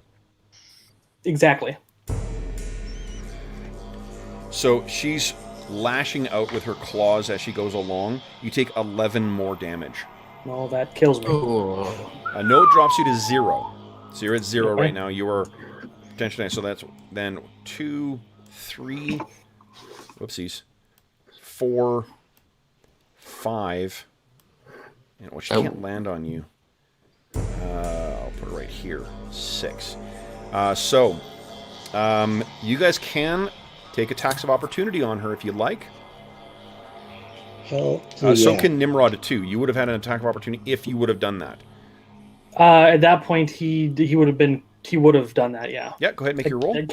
Can't do like a gloaming strike on her, could I? So no, only basic attacks is what you can use for Okay. attacks, unless this the thing expressly says otherwise. I told her she was going to get the axe if she didn't explain. Yep. Unfortunately, those hit her. That demonic chitin on the outside of her hide. All of you guys hammer up against it. It does not pierce. Question. Yep. Does a 15 hit it? No. Okay, I just wanted because I was going to activate sneak attack, but So remember, like mechanically speaking, you did not affect a wound, so you wouldn't have been able to add damage because you didn't wound the person. That's what I was asking. If Yeah. it actually hit the AC. Okay. No. Okay. DR is very. I don't even know if anything has DR in 4E. I think there's other ways to get around it. I could be wrong about that because it's been a while, but I don't think anything's got DR. They just give you higher defenses and a big bucket of hit points. All right. I unfortunately hit some other people too, as she was lashing by. I was holding an attack though as well. Yes. Then you can go ahead and make that attack as well. Okay. Cool. And then, so with that, can I also issue my combat challenge? Yes. If As part of the standard yes, action I you was can. holding? Yep, I'm fine with that. Because I didn't do it on the opportunity attack. Yep. Opportunity attack you can't use. You couldn't use as a combat challenge. It's Right. But on my standard attack that I was holding, yeah, you can absolutely. When she gets in close, go ahead and make your attack roll. Come on. Nice. That is a solid hit. That bites in, and you see a vicious fish stinking ichor spray out from where your axe digs into her flesh. okay. Nice. Okay. Then, let's see here. Druin, you take... that's 10 points of damage. Zonic, you take 13 points of damage. Oh yeah, I'm at 0. Okay, and Bergour, you take... what is that? 13 points of damage. And then she lands. Zonic, your turn. Okay, so here's what you're doing. You are dying. Yeah. Yep. The 3 strike rule that you see in 5th edition, it comes from here. So, give us a death save. Just a flat save. 16. You do not get a strike. Awesome. Kildor, what are you doing? Well, fuck. 1, 2, I feel the same way. 3, 4, 5, 6, 7. I'm trying to talk to her, but she's tearing a swath through the party. Yeah. And he will scream. He'll just scream, that thing is not Ember! And he will take his power stance, Okay. and then he will attack her. Okay. Ah! Not enough. You got you spending any action points? Not this round. Okay. Guys, they are there for the spending, just to give you a I know, but I only have one, so... You only got one It's the fight. end of the game. Yep. I know. Okay. I understand. So then, it is Nimrod to give us a save, please. Yeah, I got knocked out before I could use mine, and I was going to unload on her. Nope. Oh, strike 1 for Nimrod. So at the end of my turn, my invisibility goes away, and you see his body on the floor. Yeah. All right, it is her turn. Okay. So, fortunately, Zonic is dying, so she doesn't count as, or he doesn't count as flanking her. But she turns to her attacker. She sees the glowing necklace wrapped around your hand with that greatsword, Kildor, and she screams out. You can feel the wet of her bellow. First attack is a 23. Oh yeah, no problem. You take, that is 10 points of damage. And the second claw misses you. Then, for her move, she will shift here. And I'm not going to spend her action point yet. Elandinian, what are you doing? Well, he's beginning to feel like we have to knock away this stuff, and then perhaps what remains will be the Ember that he once knew. So he's going to throw a elemental bolt. Okay. 16 versus reflexes is good enough. This thing is... She is slow and ponderous. Good. So that means I am going to escalate my elemental bolt. Okay. This is 16 plus 6. Nice. 22. All right. So you, tears in your eyes flash out, and the full fury of your elemental power is unleashed on her. Hits against the hide and scours away some of that blackened, purplish armor or chitin or whatever the hell that thing is. Do you want to spend any action points?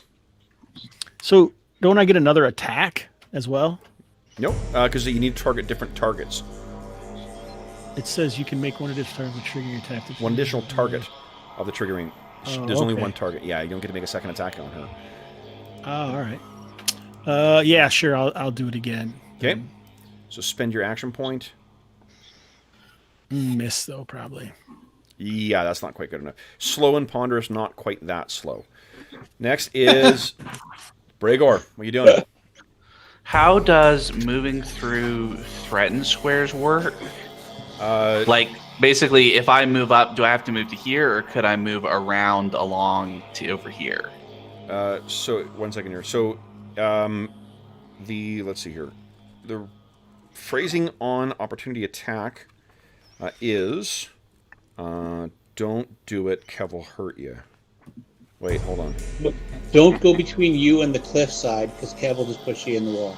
An enemy that you see either leaves a square adjacent to you or uses an ranged or area power while adjacent to you. So you can't run around them the way you do. So you can't just run around them. No. Yeah. Right. Okay. In which case I can go do Muhammad Ali hates this game. and get close to flanking for Kildor. Okay. Assuming she doesn't move anywhere, but it seems like she's likely to. And then I am going to use my Dwarven Resilience to get some hit points back. Okay. And then try to smack. Please do. 13 is probably not enough. No. Wow. You want to spend any action points? Yeah, let's spend an action Yeah. point and try to Nice. smack again. Okay. Wow. Your foot slips. You don't fall, but boy, you're right next to that spawning pool. Mm-hmm. Kradik, you're up next. Unless, are you out of action points or out of actions? Yeah, that was everything. Kradik, what are you doing? Having run all this way down here, I will run back where I came from. His hands go on his knees. I know. All right. Okay, catch my breath and fire a magic missile. Okay. Right. No. So just a flat 6 damage. Okay. All right. Is that everything for you, or do you want to spend an action point? No, I think I'll hold off right now. Okay. Druin, you're up next. Then she swoops again. Okay, so I'm going now, and then she swoops. Yes. Okay. So Durin moves in, and his minor will be to trigger a healing surge on Kildor. Okay. So he uses healing word and bam, Okay. 8 extra shit. points. So I gained my healing surge plus 8? Yep. Yeah. Yep. And then for his standard action, he will use the righteous brand. No, wait. The big one. Use the big one. Yeah, Yep. War Priest Use daily Strike. powers. War Priest Strike. Okay.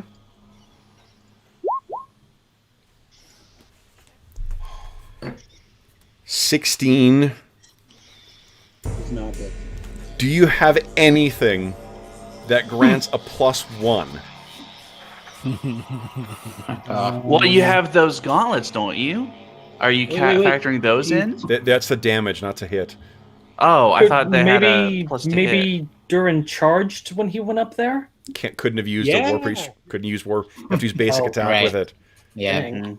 Is there anything that will let you eke out a +1? Well, if he technically got there, he could have been flanking with Bergour. Nope, because Right. remember you need to be No, opposite you have to. sides. But he could go. So could've- how much could you get to? Because that's only Yeah. 5, 10, During. Could you have gone to that square? Yep. That's Yeah. it. Nice. Guys, it's nice. like you're playing this game like pros. It's like we've been playing this game So for like that hundreds of sessions or something. solidly hits. Okay. Nice. Now Oh, hold combat on. advantage against that thing. Oh, However, nasty. guys, an Well, action Kev, I've is been- triggered. Oh, No. I have 2 action points. You guys should know better Whenever than it's when flank. like, yeah, definitely do that for sure. This thing spins, or Ember spins, her tail lashes out. Does a 20 hit your fortitude? Who? Durin? Durin. Nobody has Yeah. a high fortitude. Durin, you take 13 points of damage. No, I'm wrong. 12 points of damage. Our healer's down. Now, you're a dwarf, so you reduce the amount that you are pushed by 1, but your body, I guess, 1, 2, 3, 4, is knocked back 20 feet and hits the ground.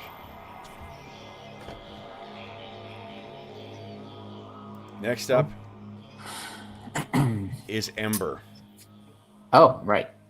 So she, once again, Bergour and Kildor, you will both get attacks of opportunity. Make basic attacks against her. You have advantage though. Nat 20! Bergour, So that's Nice. 13 damage. Plus, can I... So the trigger for Power Strike is you hit with a melee attack. Can I do it on this or no? Yep. All right, well then I'm going to do Power Sweet. Strike on her too. So, So that is Five. 18 Nice. damage from me. what's your max damage? 13. So yeah, 5 18 plus damage? 13 is 18. Awesome. So 18. Nice. This is Bergour's hit, and then you also hit Kildor. Did you want to trigger your Power Strike as well? Yep. Okay, go ahead and roll, or click on your Power Strike. 4 extra damage, so you do Oh, 14 man, we points of rolled damage. bad. Holy shit.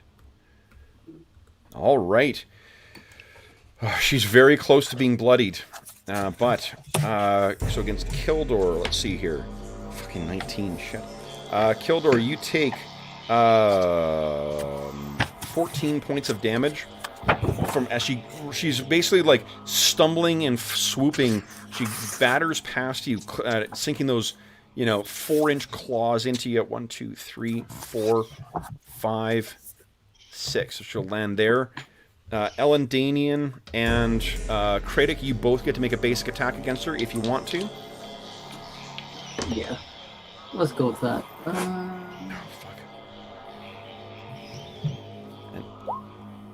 Nice. Nice, critic.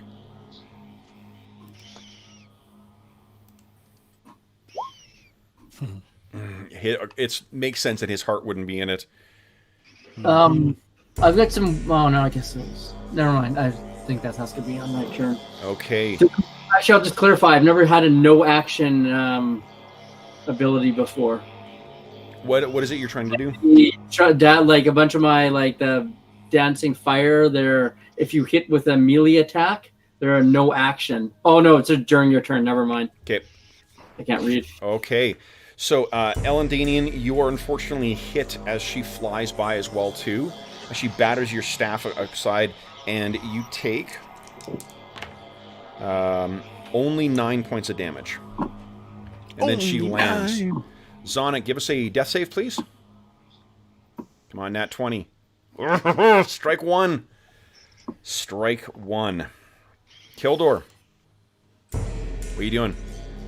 1, 2, 3, 4, 5, 6, 7. Move to there. Now, did you have to move alongside her to do that, or were you able to stay 5 feet away? No, Yeah, I can go Okay, through awesome. these Yep, that's perfect. squares over here. Perfect. Yep, that sounds good. And attack her. Please do. Come on. Yes. Okay, so what happens is you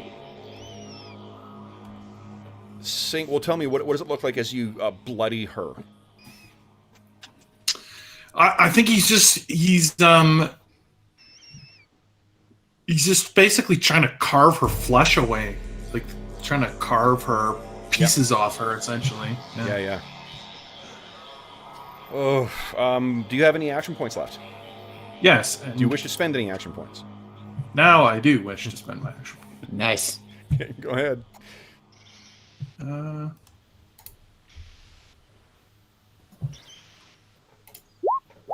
Solid hit again. Jesus. Sweet. Not for nothing, he's carrying her necklace, too. You hack away. She's screaming and sobbing at the same time. Okay. Is that it for you, Kildor? Yeah, that is it for me. Kildor sounds, if you say it quick, a little bit like killed her, right? Killed her. Yeah. Yeah. True. Okay, Nimrod, death save, please. Strike two. Strike two!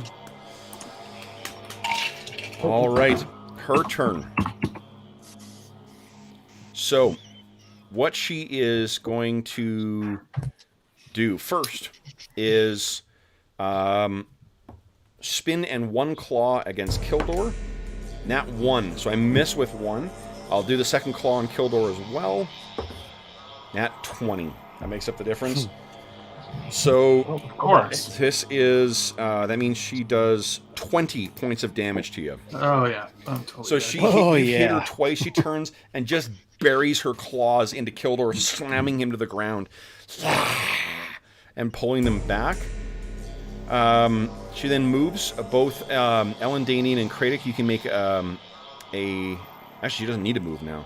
She turns towards you, and you can see that that purplish fire in her eyes is spewing out. She turns towards the two of you and unleashes it at you against... let's see here. So this is... All right, against Kratik. Does a 14 hit your reflexes? Oh, right on the nose. Oh, no. And against... Oh, it's a 16, so it's a 22 versus Elandanians. That's a miss. All right, that means you guys take 9, 11, 17 points of psychic damage. As her... All the agony, all the fury, all the confusion just burns through your brain. You're both slowed as well too, which means until you make a save, your speed is at 2. Kratik, have you said the words Cuthbert the Cudgel yet? Because if not, you might try it and see what happens. Mm-hmm. I haven't either. You haven't either. Well then, God, Yeah. This is the first time I've taken damage. to in the whole practice entire our thing. pronunciation of Cuthbert the Cudgel. Well, what does it do? Cuthbert the Cuthbert's Cudgel. cudgel, isn't help that the me. blessing to help reduce damage? It's actually Cuthbert's Cudgel. Oh, Cuthbert's Is Cudgel. what you need Yeah, I to was gonna try say out, but the Cudgel. both of you How much does it can add reduce damage? 5. So both of you, the power of St. Cuthbert washes part of that away. Each of you can restore 5 hit points. And that Nice. is the end of Ember's turn. Elandanian, what are you doing?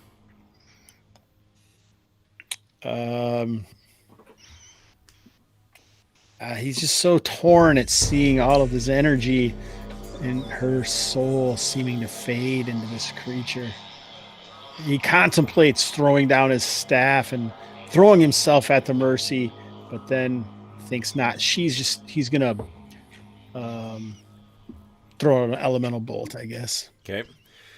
And because of your staff expertise, there's no attack of opportunity. Nice. Oh, a 1. See, he's just not in His it. heart's not in it, no. Do you have any action points left? Nope. Okay. Bergour.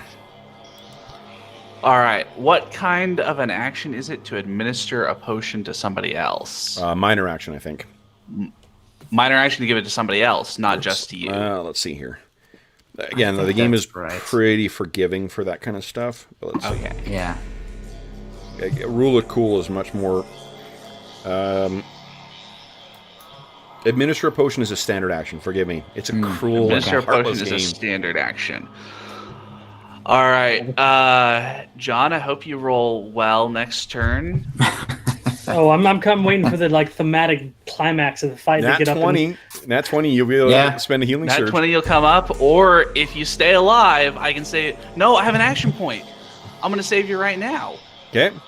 It takes me my standard and my move to get over there, and then I drop my axe, yank a potion off my belt, and pour it down Nimrod's throat. You have a hook or a loop around the bottom of your axe to prevent you from dropping it, right? A lanyard on your axe? I guess some sort of, something to make sure that I don't, completely lose it. So go ahead, Nimrod. Which of you wants to roll it? 1d8 plus 1 is how many hit points he gets back. I'll roll it. Okay. Less than one hit's gonna kill me anyway. So. Okay. Nice. 8 points. Nice. Nimrod, you got 8 hit points. Do I get rid of the strikes against me, or do I hold on to those? You hold on to those. Okay. Okay. Forever. All right. Then, is that it for you, Bergour? Yes, that is it for me. Kratek, what you got? Okay. If I move, if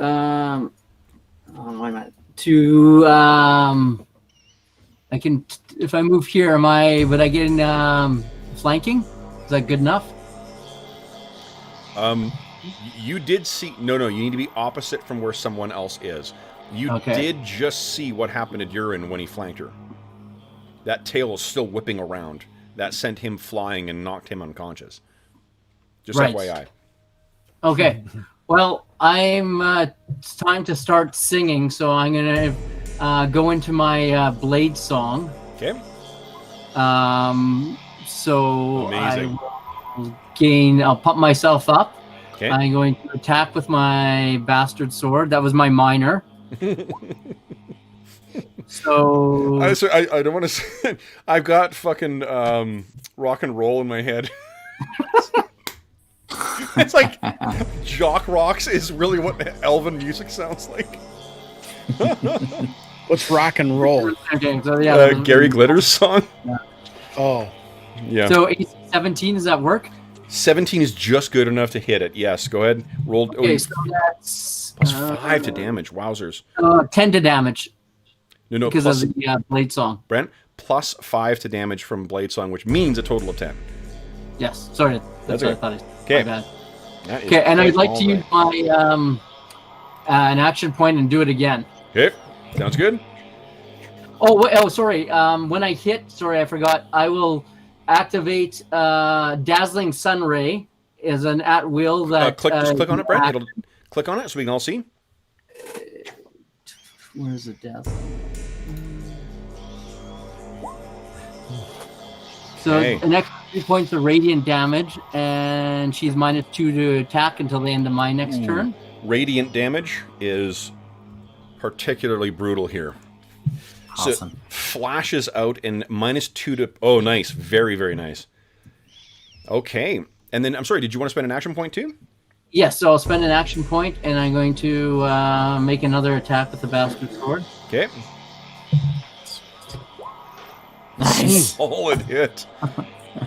Now, I think you only get to use one of those abilities per turn. Is that right? I don't know. It just says no action by it. Give me 2 seconds. You know what? Fuck it. Go ahead and use another one. I've already killed 3 of you. My bloodlust is satisfied, so... Yeah. All right. Is it 4? Dazzling stuff. Now, what shall I use? Like, it won't stack as well, too. Like, the penalties won't stack. I'm not dead yet! I don't want to go in the cart! Not dead yet! I will use Dancing Fire. Okay. That sounds more like disco. All right. All right. Oh, nice. -2 then to attack us and grants combat advantage. Okay, so if in 2 Sweet. solid strokes, yeah, flash of both fire and light, and Ember is screaming. Druin, give us a D20 roll. Save, please. Come on, nat 20.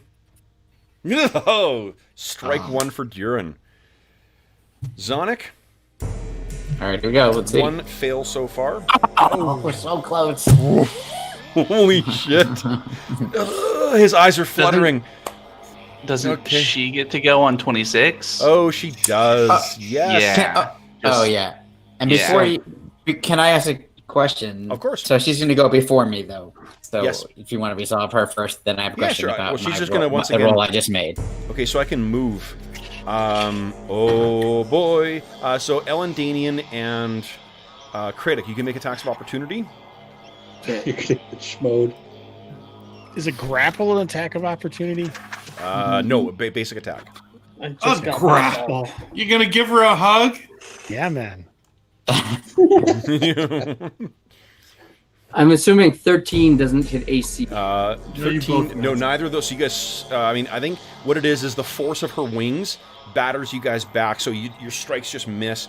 But she's swooping over. She's seen what Bergour is doing, and seems to be heading over there. Kildor, would you give us a save, please? Okay. Sorry. Oh no, George, go ahead. What was your question? So my question was, so I failed my, I rolled a 19 on my save. Yep.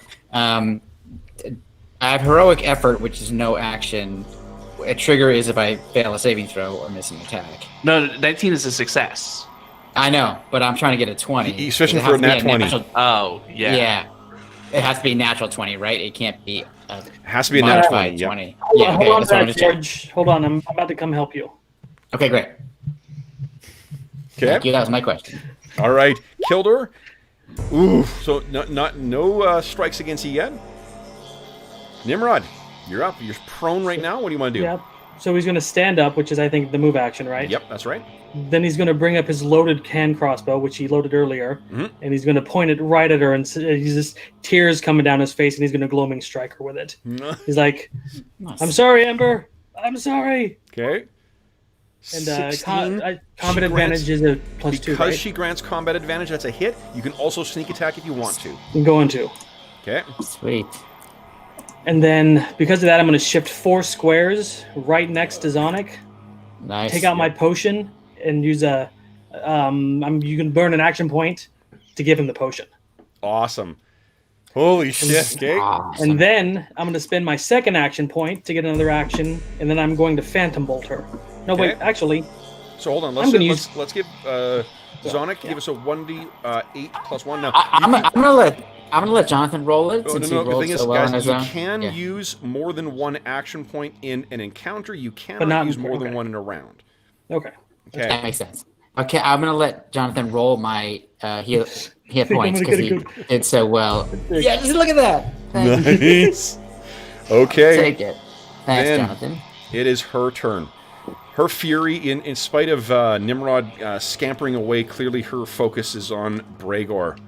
Well, so if she wanted to be really strategic, I don't have my axe in my hand. Oh, it's so hanging she from your could lanyard. move. No. What I mean is, I don't have my axe in my hand to make an opportunity attack if she wanted to go after the weak people. At this point, she is nothing but, oh, you know what? You did remind me of something else. Got to roll for recharge of her psychic blast, because that'll be a lot easier to hit you with. Can't survive that. 6. Oh, shit. So Oh, she man. lands, and in spite of the tactical inferiority of using this against only one target, she just, you can see like there's a stream of purplish fire as she flew over, lands, and then just screams out, and you guys see Bergour disappears behind this massive 25-foot wide gout of fire. 24 versus reflexes. That is a hit. Okay. It's -2 to hit if that helps. Not so much. You take 8.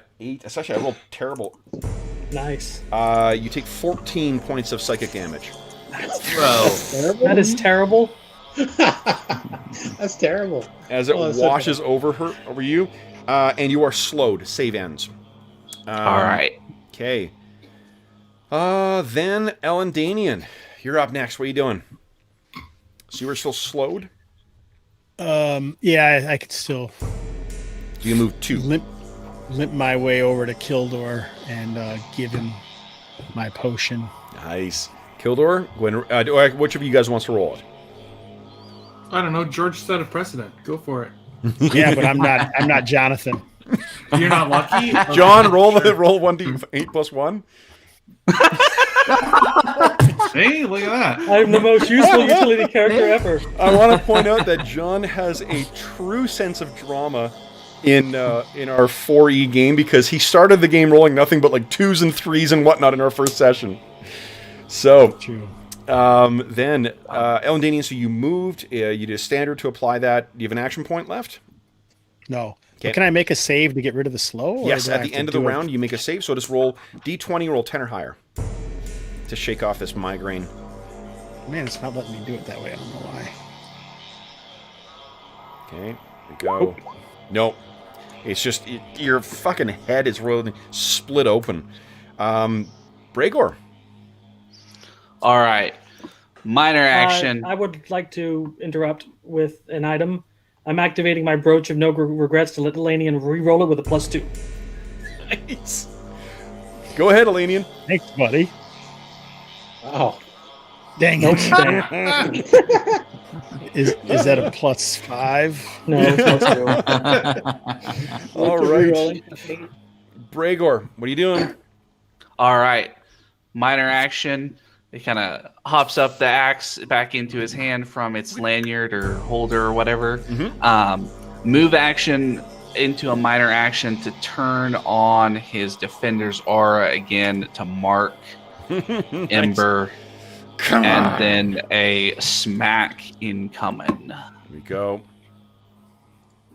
Oh, and because I have the axe expertise feat, or axe expertise is the name, I get to reroll damage if I roll a 1, but I Most have to definitely keep do. the second damage. Please do. Go ahead, roll So let's try that. again. That's much Way better. Whack!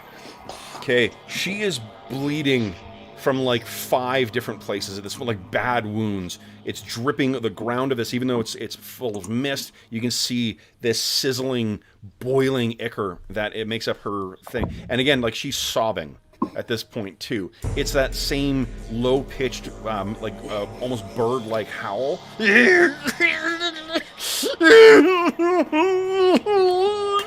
But you can hear her voice in there. You have any action points left? Nope, I spent my last one to get Nimrod back up. Kratic, Appreciated.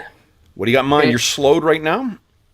Oh, fuck. Beat her down, man, if you can. Just get her. Oh, I forgot about the slowed. Oh, wait, is it save at the beginning or the end? of my turn? Hey, you strike me as the kind of elf that's a little high sometimes. Remember what your racial ability is? I can't wait. 20. Oh, yeah. Okay.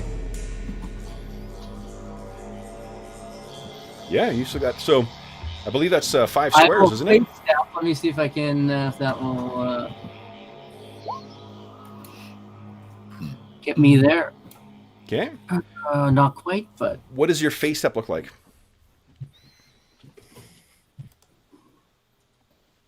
Where are you moving? Oh, nice. Okay. Yep. I just teleport. I just flash out of existence and reflash in. Okay. So your move is done. What are you doing next?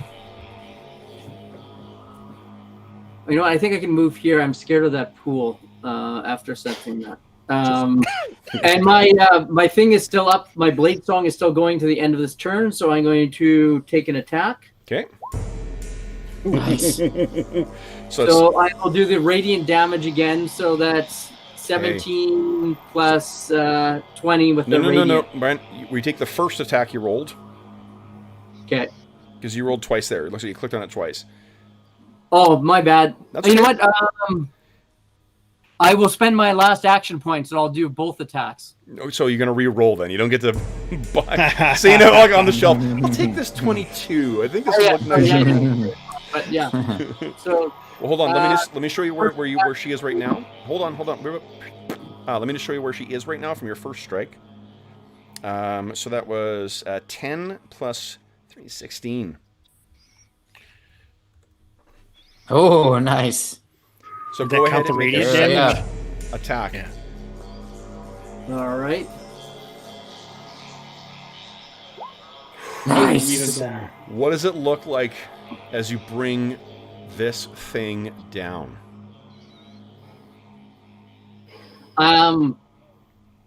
I try and make it as merciful as possible, knowing that she was having her, knowing her previous to a monster. So my sword glows with radiant energy, and I bring it down and bring my sword, stabbing her, piercing her heart.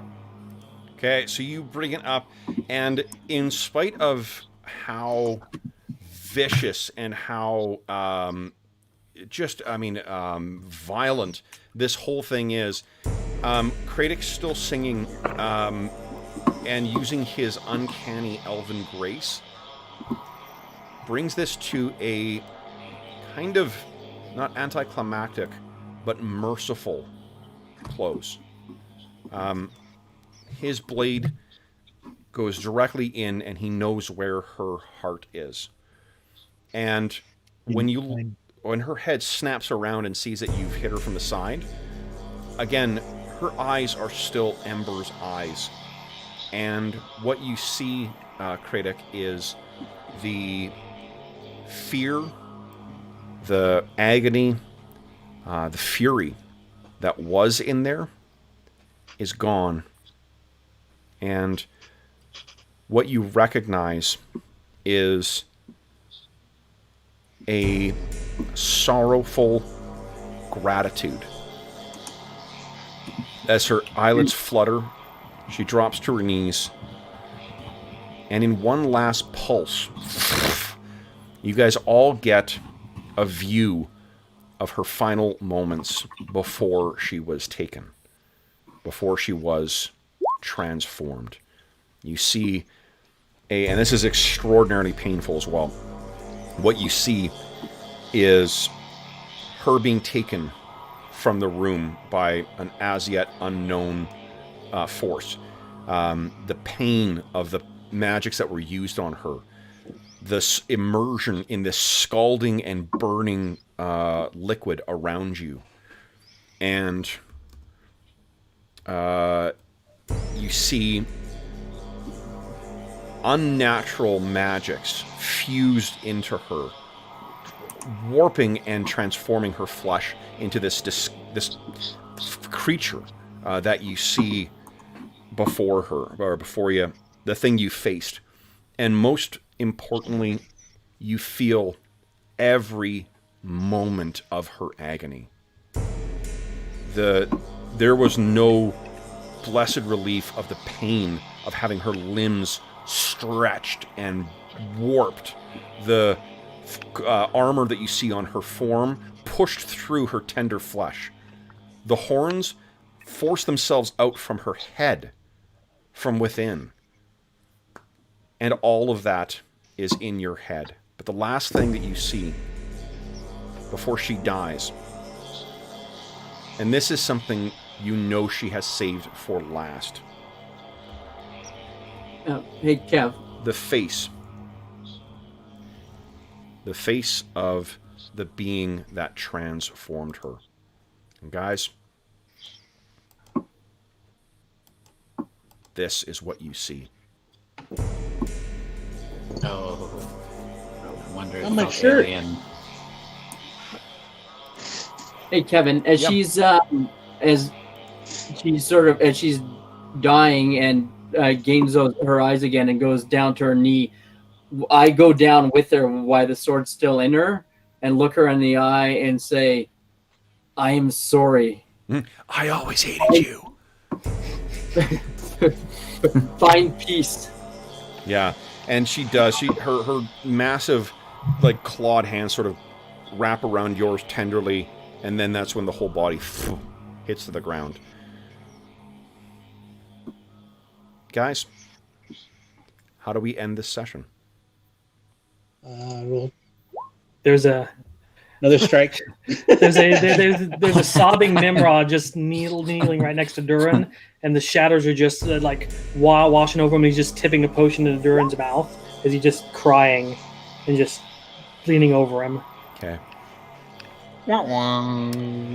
So, guys, this brings us to the end of our war story, and our brief dalliance with 4th edition and an opportunity to meet these other heroes elsewhere in the world of the Night Below. Will our heroes venture deeper to find this villain? Will our heroes return to the surface and never look back here again? I guess we'll have to find out another time. So, for those... Yeah, do we get hit dice XP for killing Ember? Yes. Who was the one who said that it was like a... what do you call it? Killing a sister? That, it's not matricide. What is it? It's not fratricide? Siblings, Sister side? fraternal side, I think. Or Sister side. it's like frat or... Well, fratricide is, fraternal. I don't know if that applies to both brothers and sisters. Yeah, It doesn't really matter. In any event, so guys, if we were playing in a regular campaign, this is where you guys would reach 2nd level. So remember, everything we played thus far is all 1st level with 4th edition. Yeah. Yeah. So, as is always the case, next session, if you're listening to this at another time, or if you're joining us live as well, too, our next session of Night Below will be back with AD&D 2nd edition, and with our regular heroes, we'll be indulging in some training in Featherfall, and then returning back to the story. But will this be the last that we see of these heroes? Well, we'll have to see. Just fun. Awesome.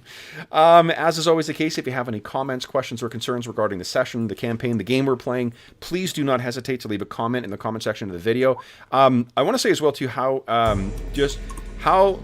wonderful our audience is, because I honestly wasn't sure how well received 4th edition would be.